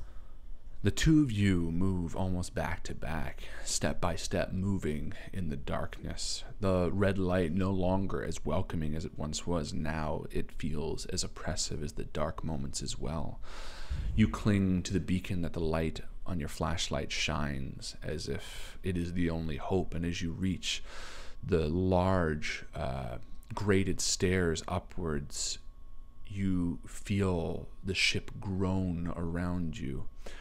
Again, you hear what you feel are heavy footsteps in the darkness. I turn around. What? Did you hear that? There's someone here. There has to be. Let's just keep going. I don't want to know who it is. No. Who's there? You call I shine my flashlight into the darkness. Who's following us? You reach forward to the darkness. You're now standing at the bottom of the stairs that lead up, and you're shining out behind you. The light reaches just on the cusp of it, and as you reach a little further, you see two small lights red. I've raised my crowbar. I wait. They stay unmoving, the two red lights in the darkness, about eye height. I said, who's there? You take a half step forward and you see, as the edge of your light engulfs the figure, an android. Shit. Who are you? It stands unmoving, its metallic parts covered by a thin, translucent white skin. This is something that you are hard-pressed to remember, and for a moment, Ellie turns to you and jogs your memory. These are the androids. I remember them. They're aids for the ship. Cameron? No. And all at once it comes back to you. These are a rudimentary version of androids. They are completely barren, no hair, no face, no skin. They are outfitted like a human would be with appendages, but they wear single-color green suits. It walks with heavy steps and has red light behind its eyes, but it stands unmoving. State your name. Again, it unmoves. This fucking tin can's following us, Ellie. That's okay. Is it okay? The only other person that we found on the ship is dead. Just hold on. These things, I remember. They're here. They help us. They're just tools. It must be in some sort of protocol mode. It must be just following our movements. And she takes a step towards it. State your command protocol. Again, it stands unmoving. Fucking glitched out. Okay. I guess let's keep going. Do you stay away from me? And I continue down the hallway, keeping a wary eye, just looking back over my shoulder every few seconds at the glowing red pinpoints. Yeah, and we begin moving forward, and every once in a while, Ellie whispers something else. Working Joes, they were called. They're just automatons. I don't think they respond to many commands. You would know. Yeah. They're just synthetics, Weyland-Yutani, by Hyperdyne systems. They're just rubber skin. What do they run on? They have their own power. Long boarding things, and I can share an image with the stream. Please. So again, if you're part of the Invictus, lost all that. If you're part of the Invictus stream, you can join the Discord chat and take a look-see. Ooh, spooks.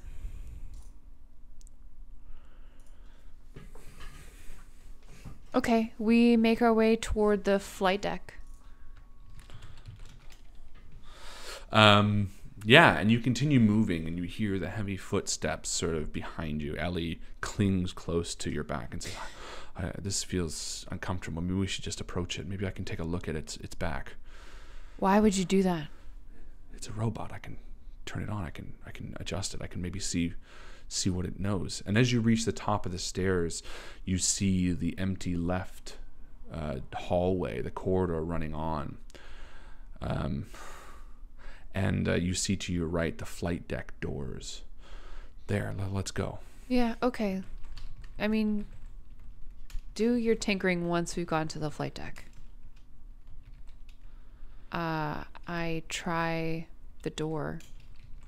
Does it require any sort of special access? Yeah, in fact, you walk up, and again, the power seems to be off. This door is sealed tight. And as you're sort of tinkering with it, Ellie takes your light and stands back and shines it on you. Give me a...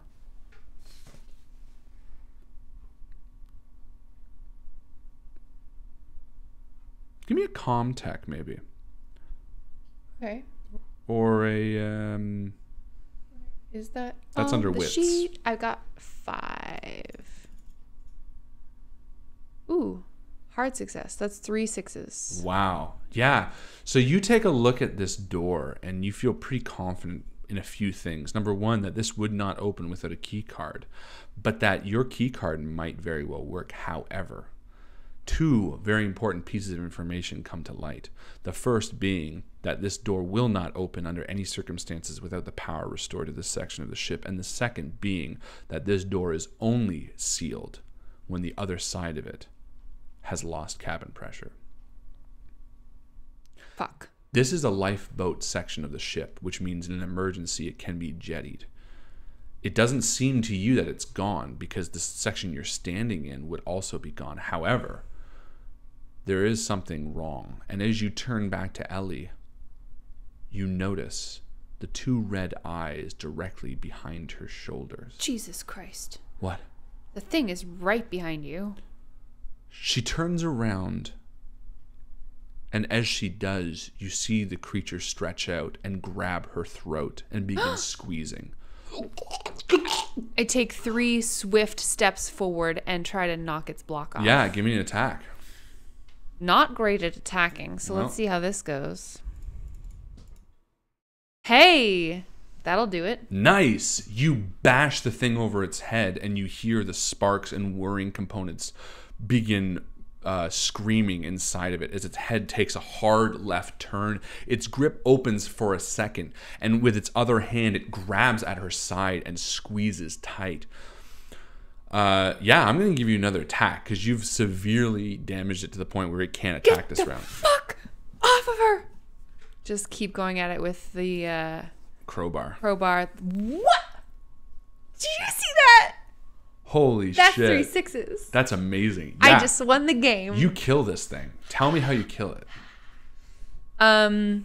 She doubles forward out of this machine's grasp as it opens its hand just for a moment and releases her. She sort of ducks forward as it grabs at her torso in pain, and reflexively I see my opportunity. I have a clear shot at this thing's head and torso, and I just take a crack at it with the crowbar, two-handed, and I pound a huge dent in the side of its face, and then the second time I hit it, I hit its neck, and the whole head just comes right off. You can see the whirring of the gears as its brain splits open, the white liquid that keeps it cool and running, spraying everywhere as if blood. It grabs on tighter to Ellie's side, not your side, sorry, but grabs on Ellie's side as it goes down, tearing a large hunk of flesh from her as it does. But Jesus. it falls down dead. I mean, this is a robot. It's like getting hit with like a, you know, it's just, it pierces. There's nothing to stop it. And she keels over, holding her side as blood begins pouring from it. But the robot is dead. Her scream echoes off the metal of the hallway into the darkness. I direct my flashlight at her and bend over to try to assess her wound. You're gonna be okay. It's okay. The thing's dead.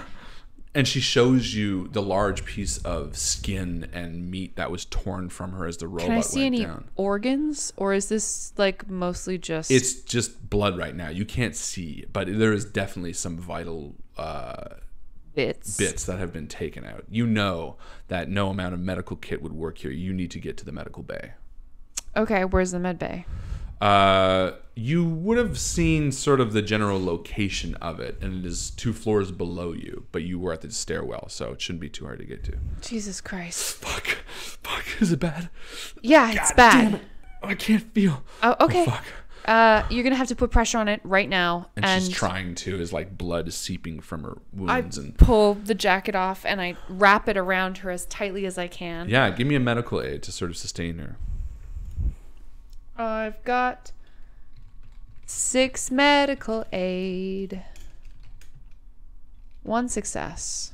Yeah, that's going to be enough to definitely stop the like immediate bleeding as she like holds it to her side. Do you think you can come with me? I don't think I can carry you. Okay, I'm going to be dead otherwise. And she starts like limping towards the stairwell. I like throw her arm over my shoulder and the 2 of us make our way down. Thick, wet drops of blood dot the floor, less so as the jacket sort of sops up most of the wound. She begins moving down the stairs with you.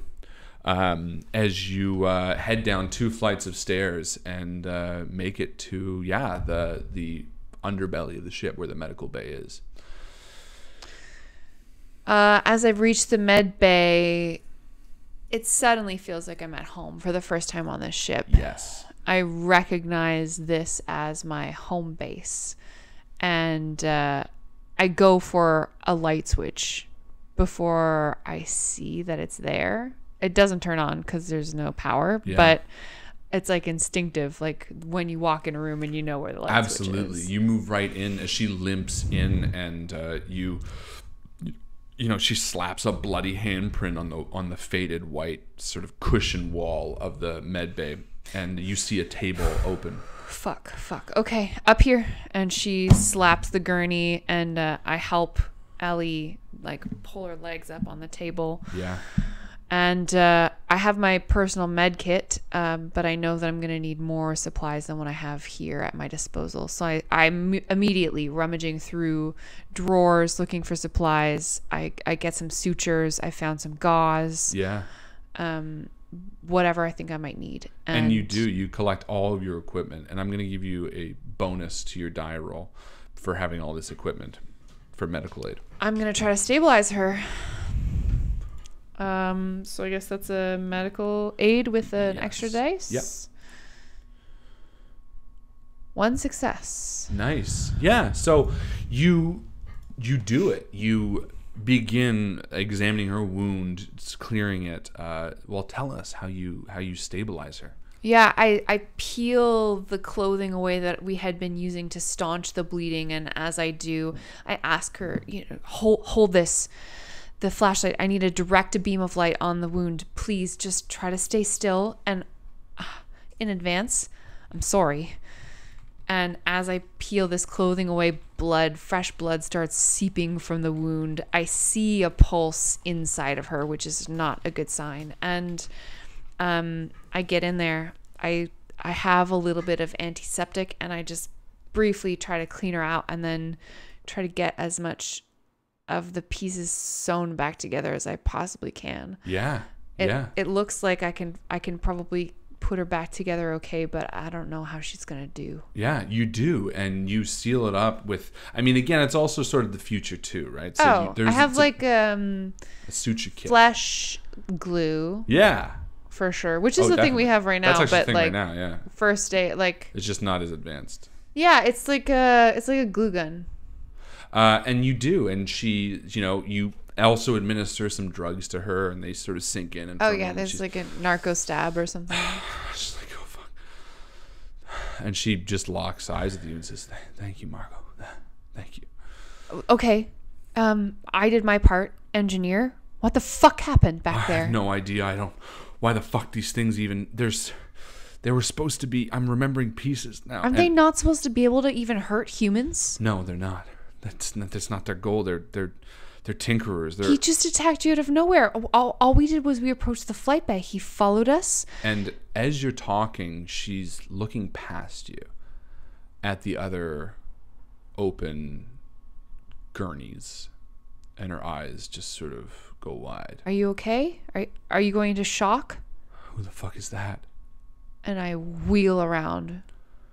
So there are 2 other gurneys in this room. The one adjacent or opposite you, I should say, to your back, has another skeleton on it. Fuck. But this one looks different. Its chest cavity, its ribs, are surgically opened, removed from the corpse. Its arms are peacefully at either side of it. And within it is sort of a hole, as if the ribs were removed.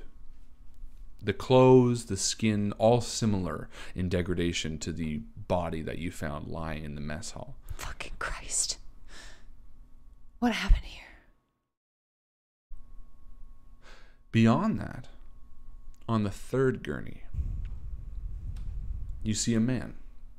One you saw in the picture. He has strong jaw, sharp nose, thin blonde hair. And he's lying as if asleep just on one of the tables. His eyes open.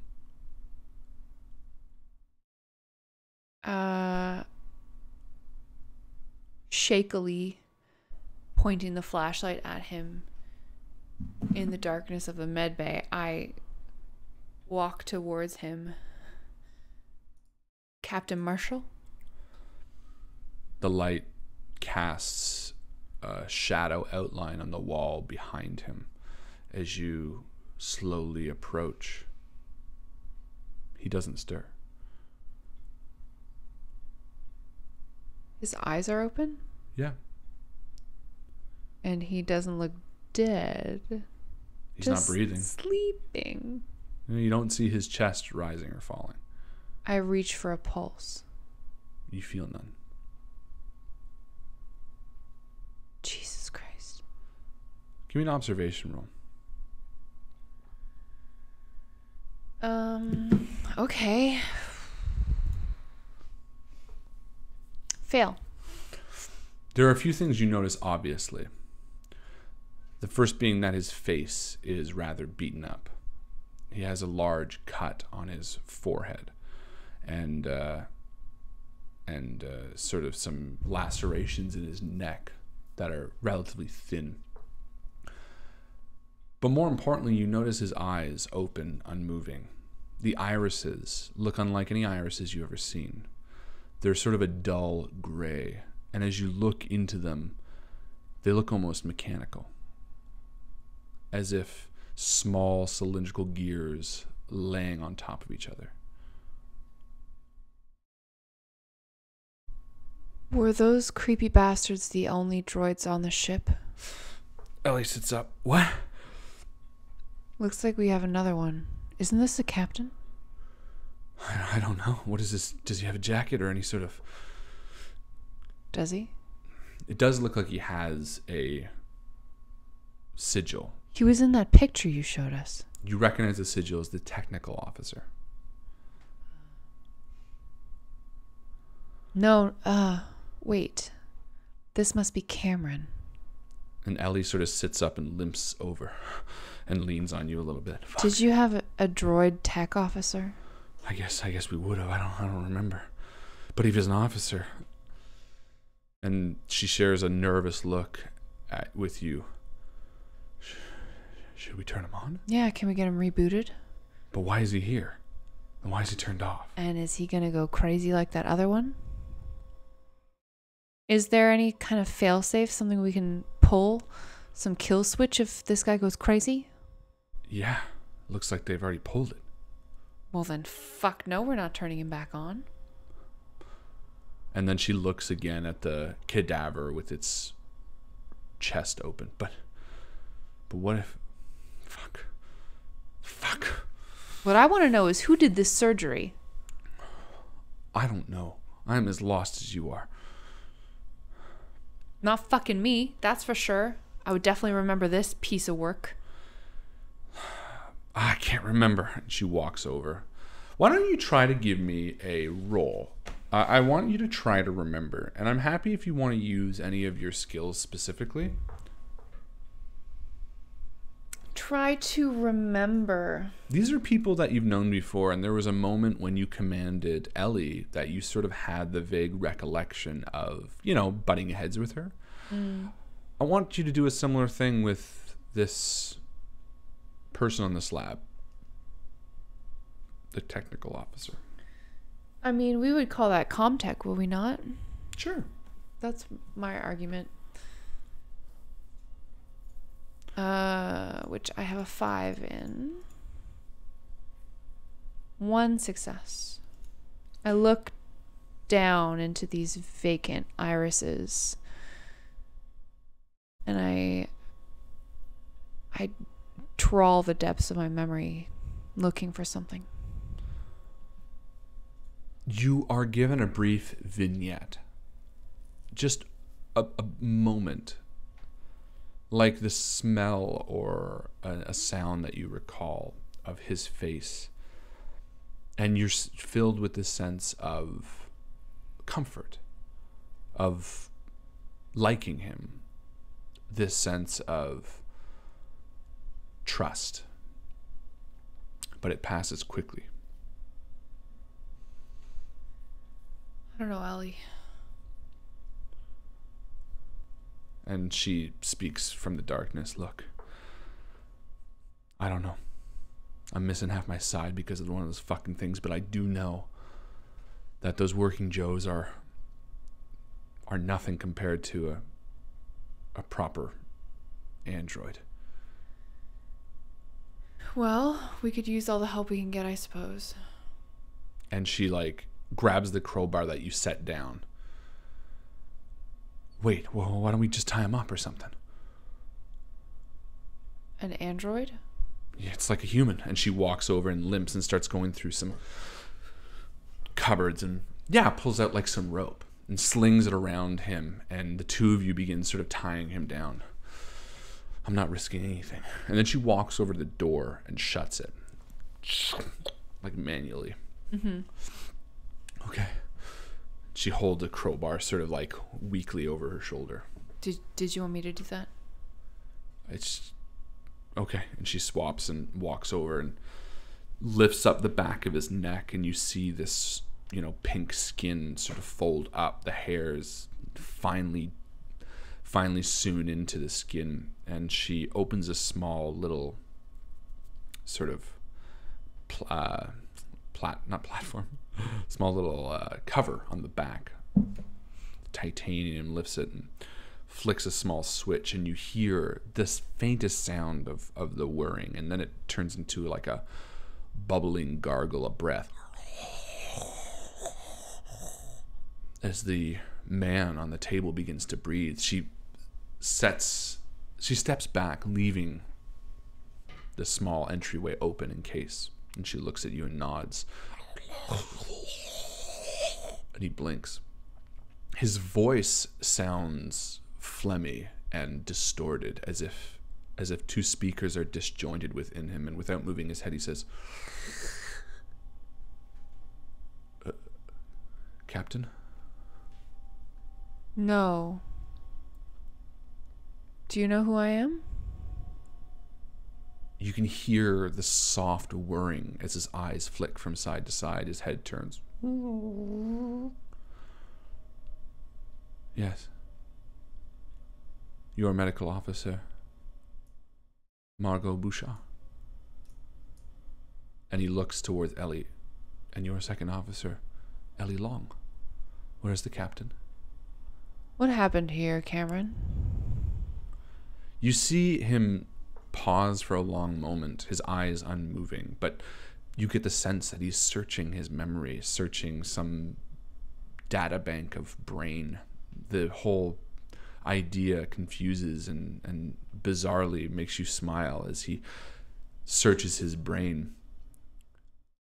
I don't remember. It seems like my memory banks are attempting to recalibrate. I seem to have been powered off for a long time. How long? And for a moment, again, he searches his brain. How long were you powered off for? 70 years. And Ellie sort of walks back. What does he mean 70 years? What year is it, Cameron? The year is 2290. Jesus Christ. Hold on, did he say 70 years? 70 years? And she turns around and flips a table. Fuck. Keep your head on straight. How many people that I knew? All of them. Give me a command roll.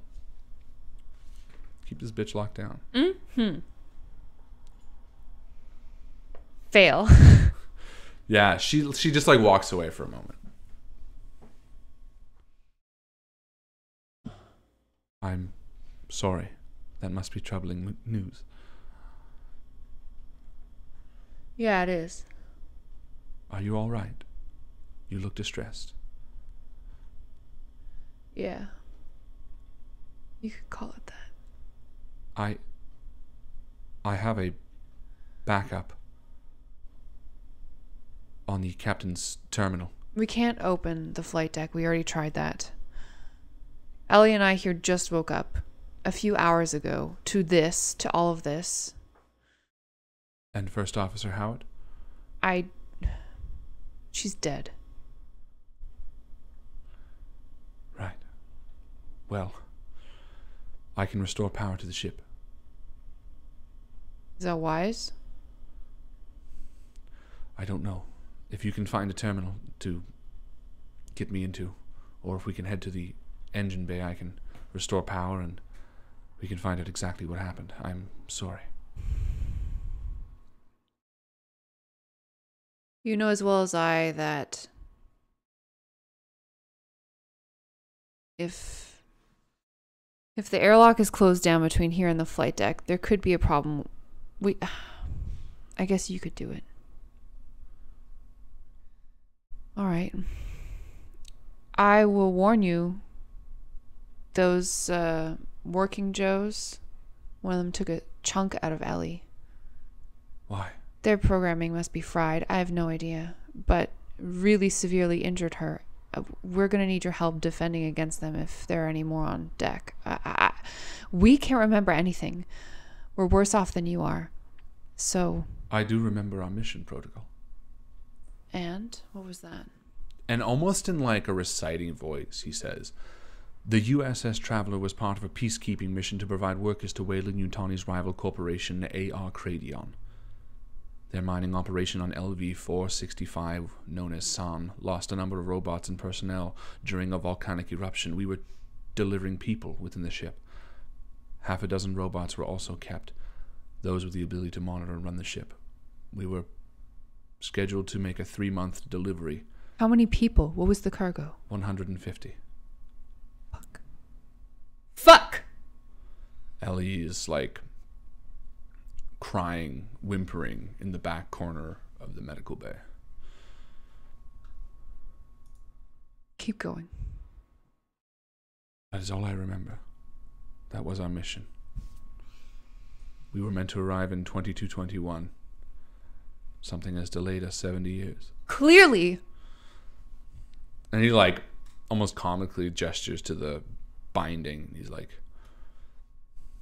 can I be let go, please? Yeah, sorry. Given what happened to Ellie, anyway. I understand. I untie him. Yeah, and he sits up and like reaches back and puts down his head. And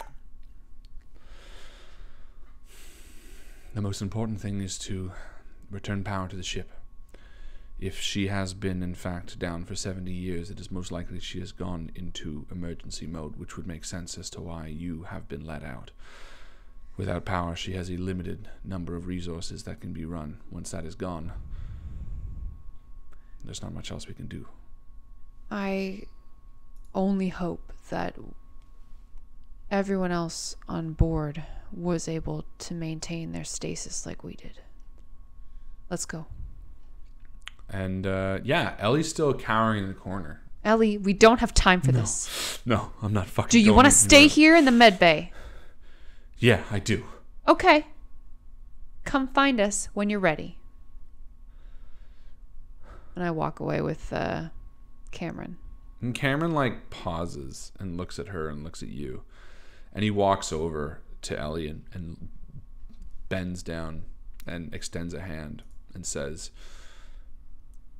I know you have had a terrible time, but coming with us is much safer. And he succeeds with one. And Ellie sort of looks up at him and wipes a tear from her eye and stands up and follows you.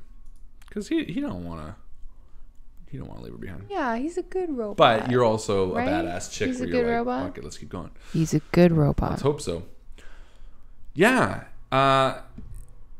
Cameron 6, his technical designation, has a straightforward approach to the engine bay. It's not very difficult for him to find it. He knows the outline of the ship. He knows everything when it comes to that.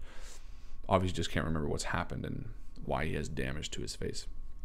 He stops at a crossroads of sorts and points to the left and says, in that direction is the flight deck.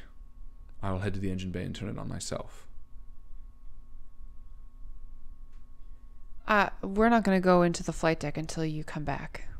We'll wait here. If you'd like, you can come with me instead. All right. I would like to see as much of the ship as we can, just to assess any damage. Yeah. See if there are any more corpses. We're still looking for the captain.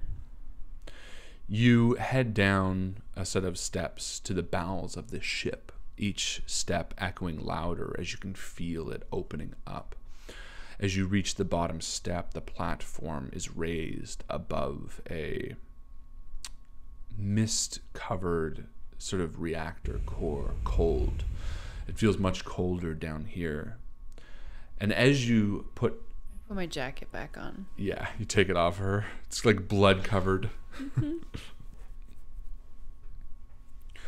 And as you stand here, you feel something not immediately noticeable. Why don't you give me an observation roll? Oops, sorry. How dare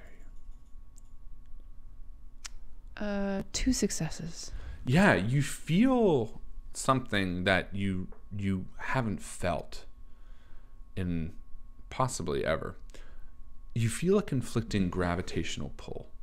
While your feet are down, you feel a pull to sort of your left, something swaying you slightly. Is there a problem with the G's in here? And you see Cameron stop and like quirk his head a little bit and turn and says, "No, the reactor core shouldn't have that. I feel it too." And Ellie nervously looks between the two of you.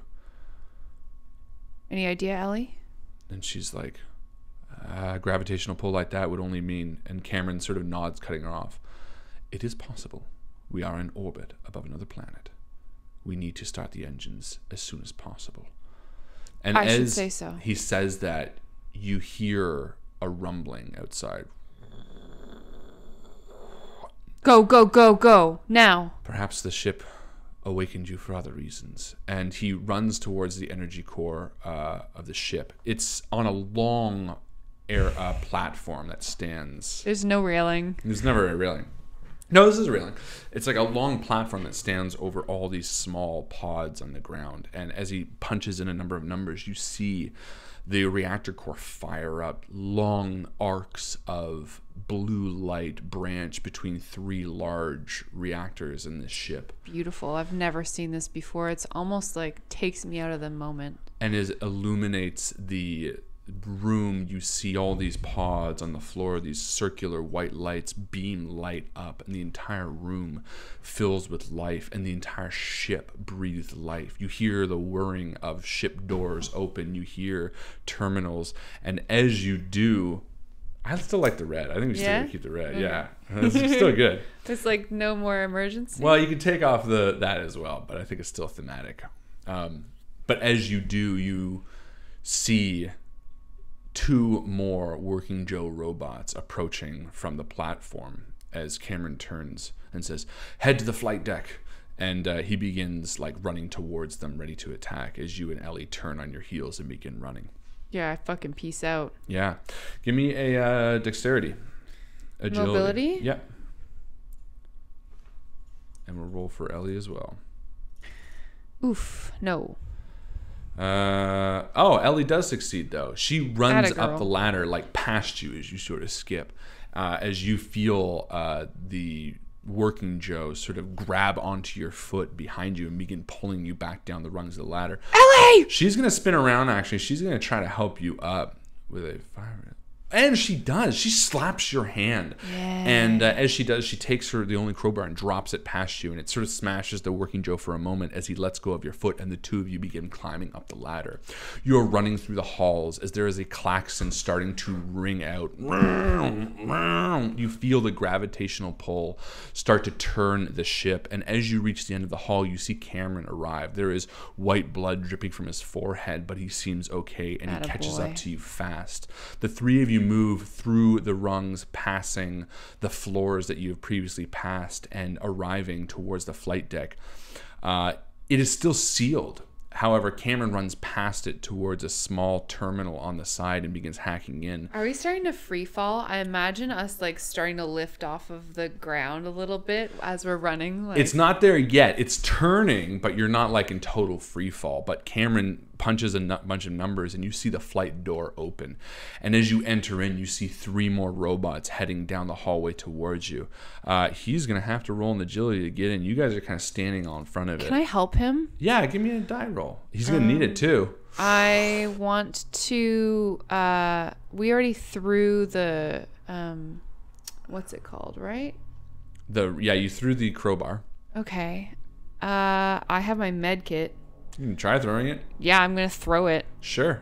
How do I help? Is that just giving you an extra dice? It's going to give me an extra die, but you can roll it if you'd like. Here goes. That's a 5. No, it's only 6 that succeeds, right? Yep. Yeah.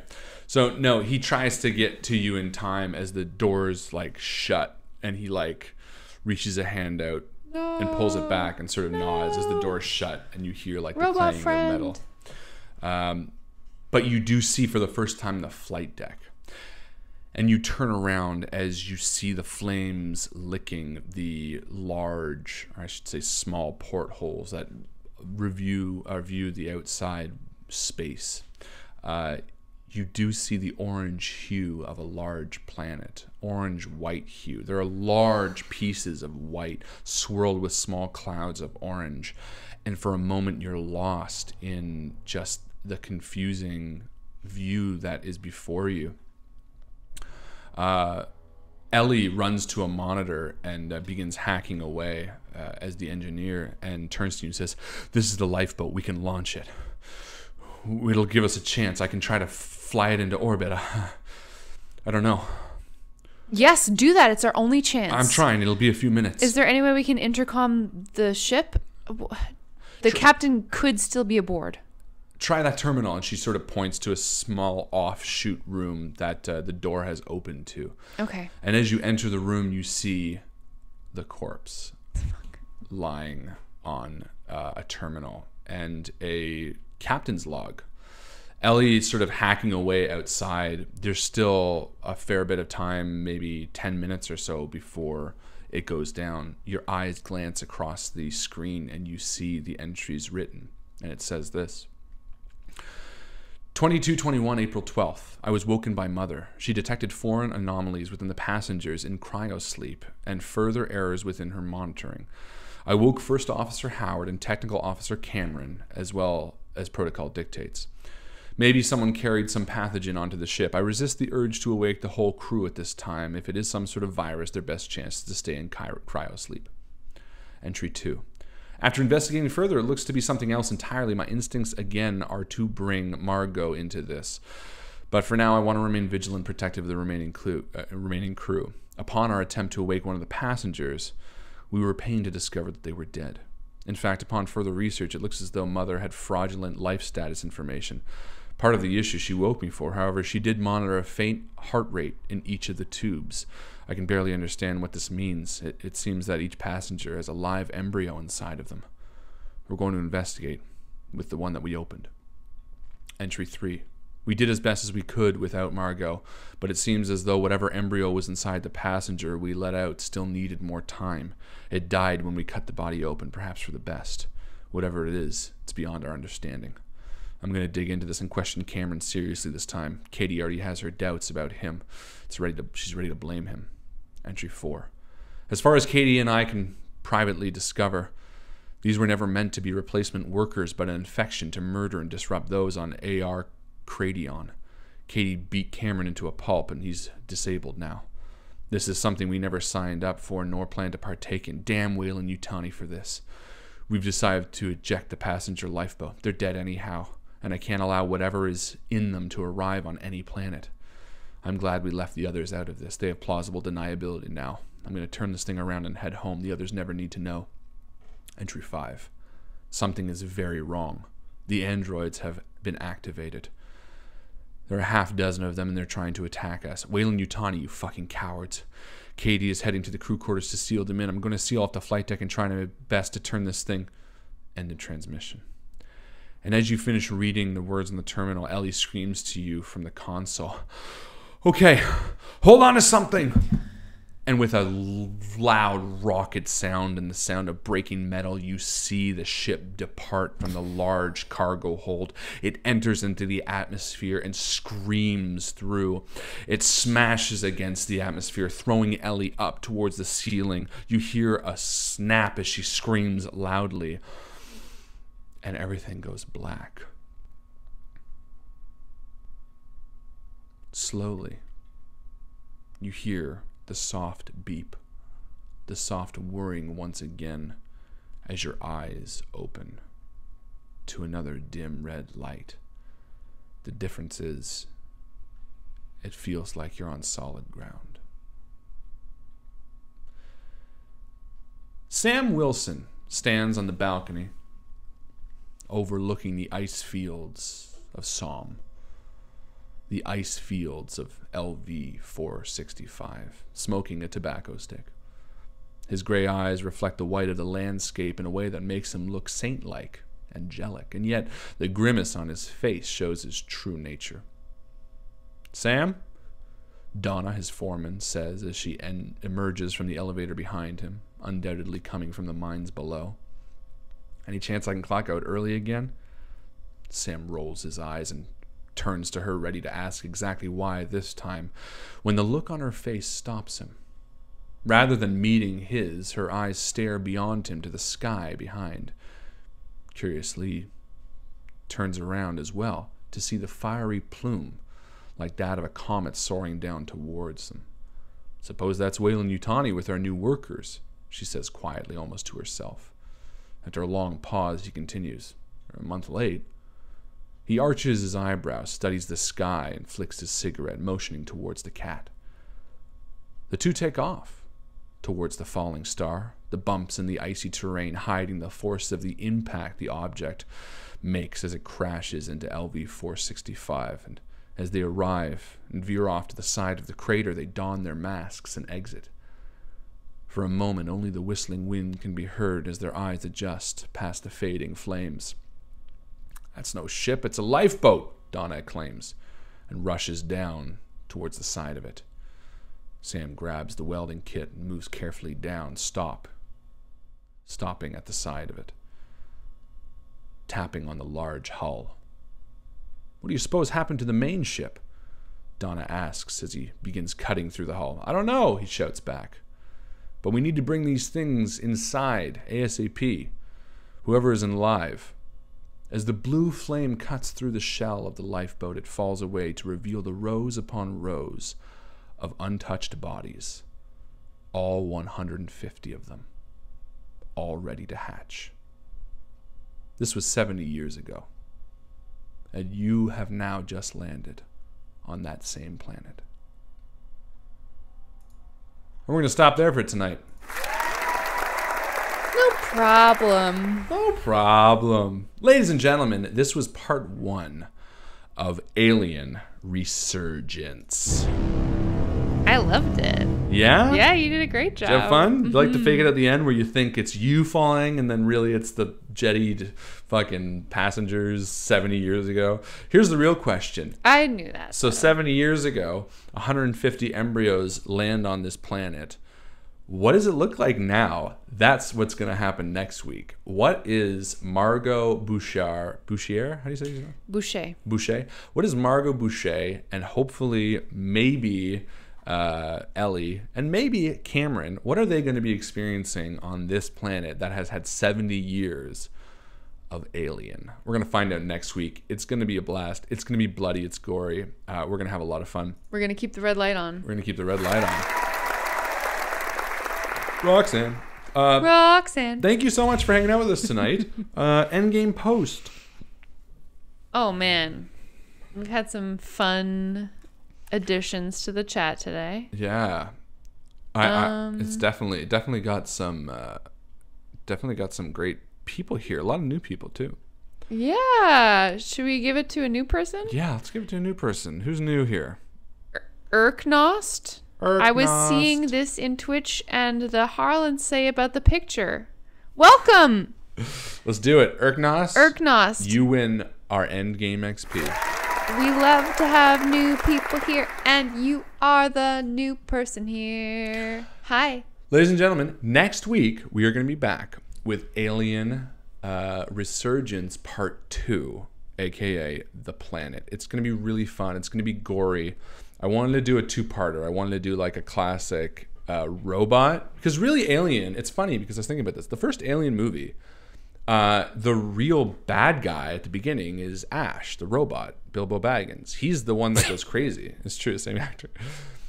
He's the one that kills half the crew, and then the alien kills the other half of the crew. And I wanted to split a game into like the robot fear and then the alien fear, because aliens need time to hatch too.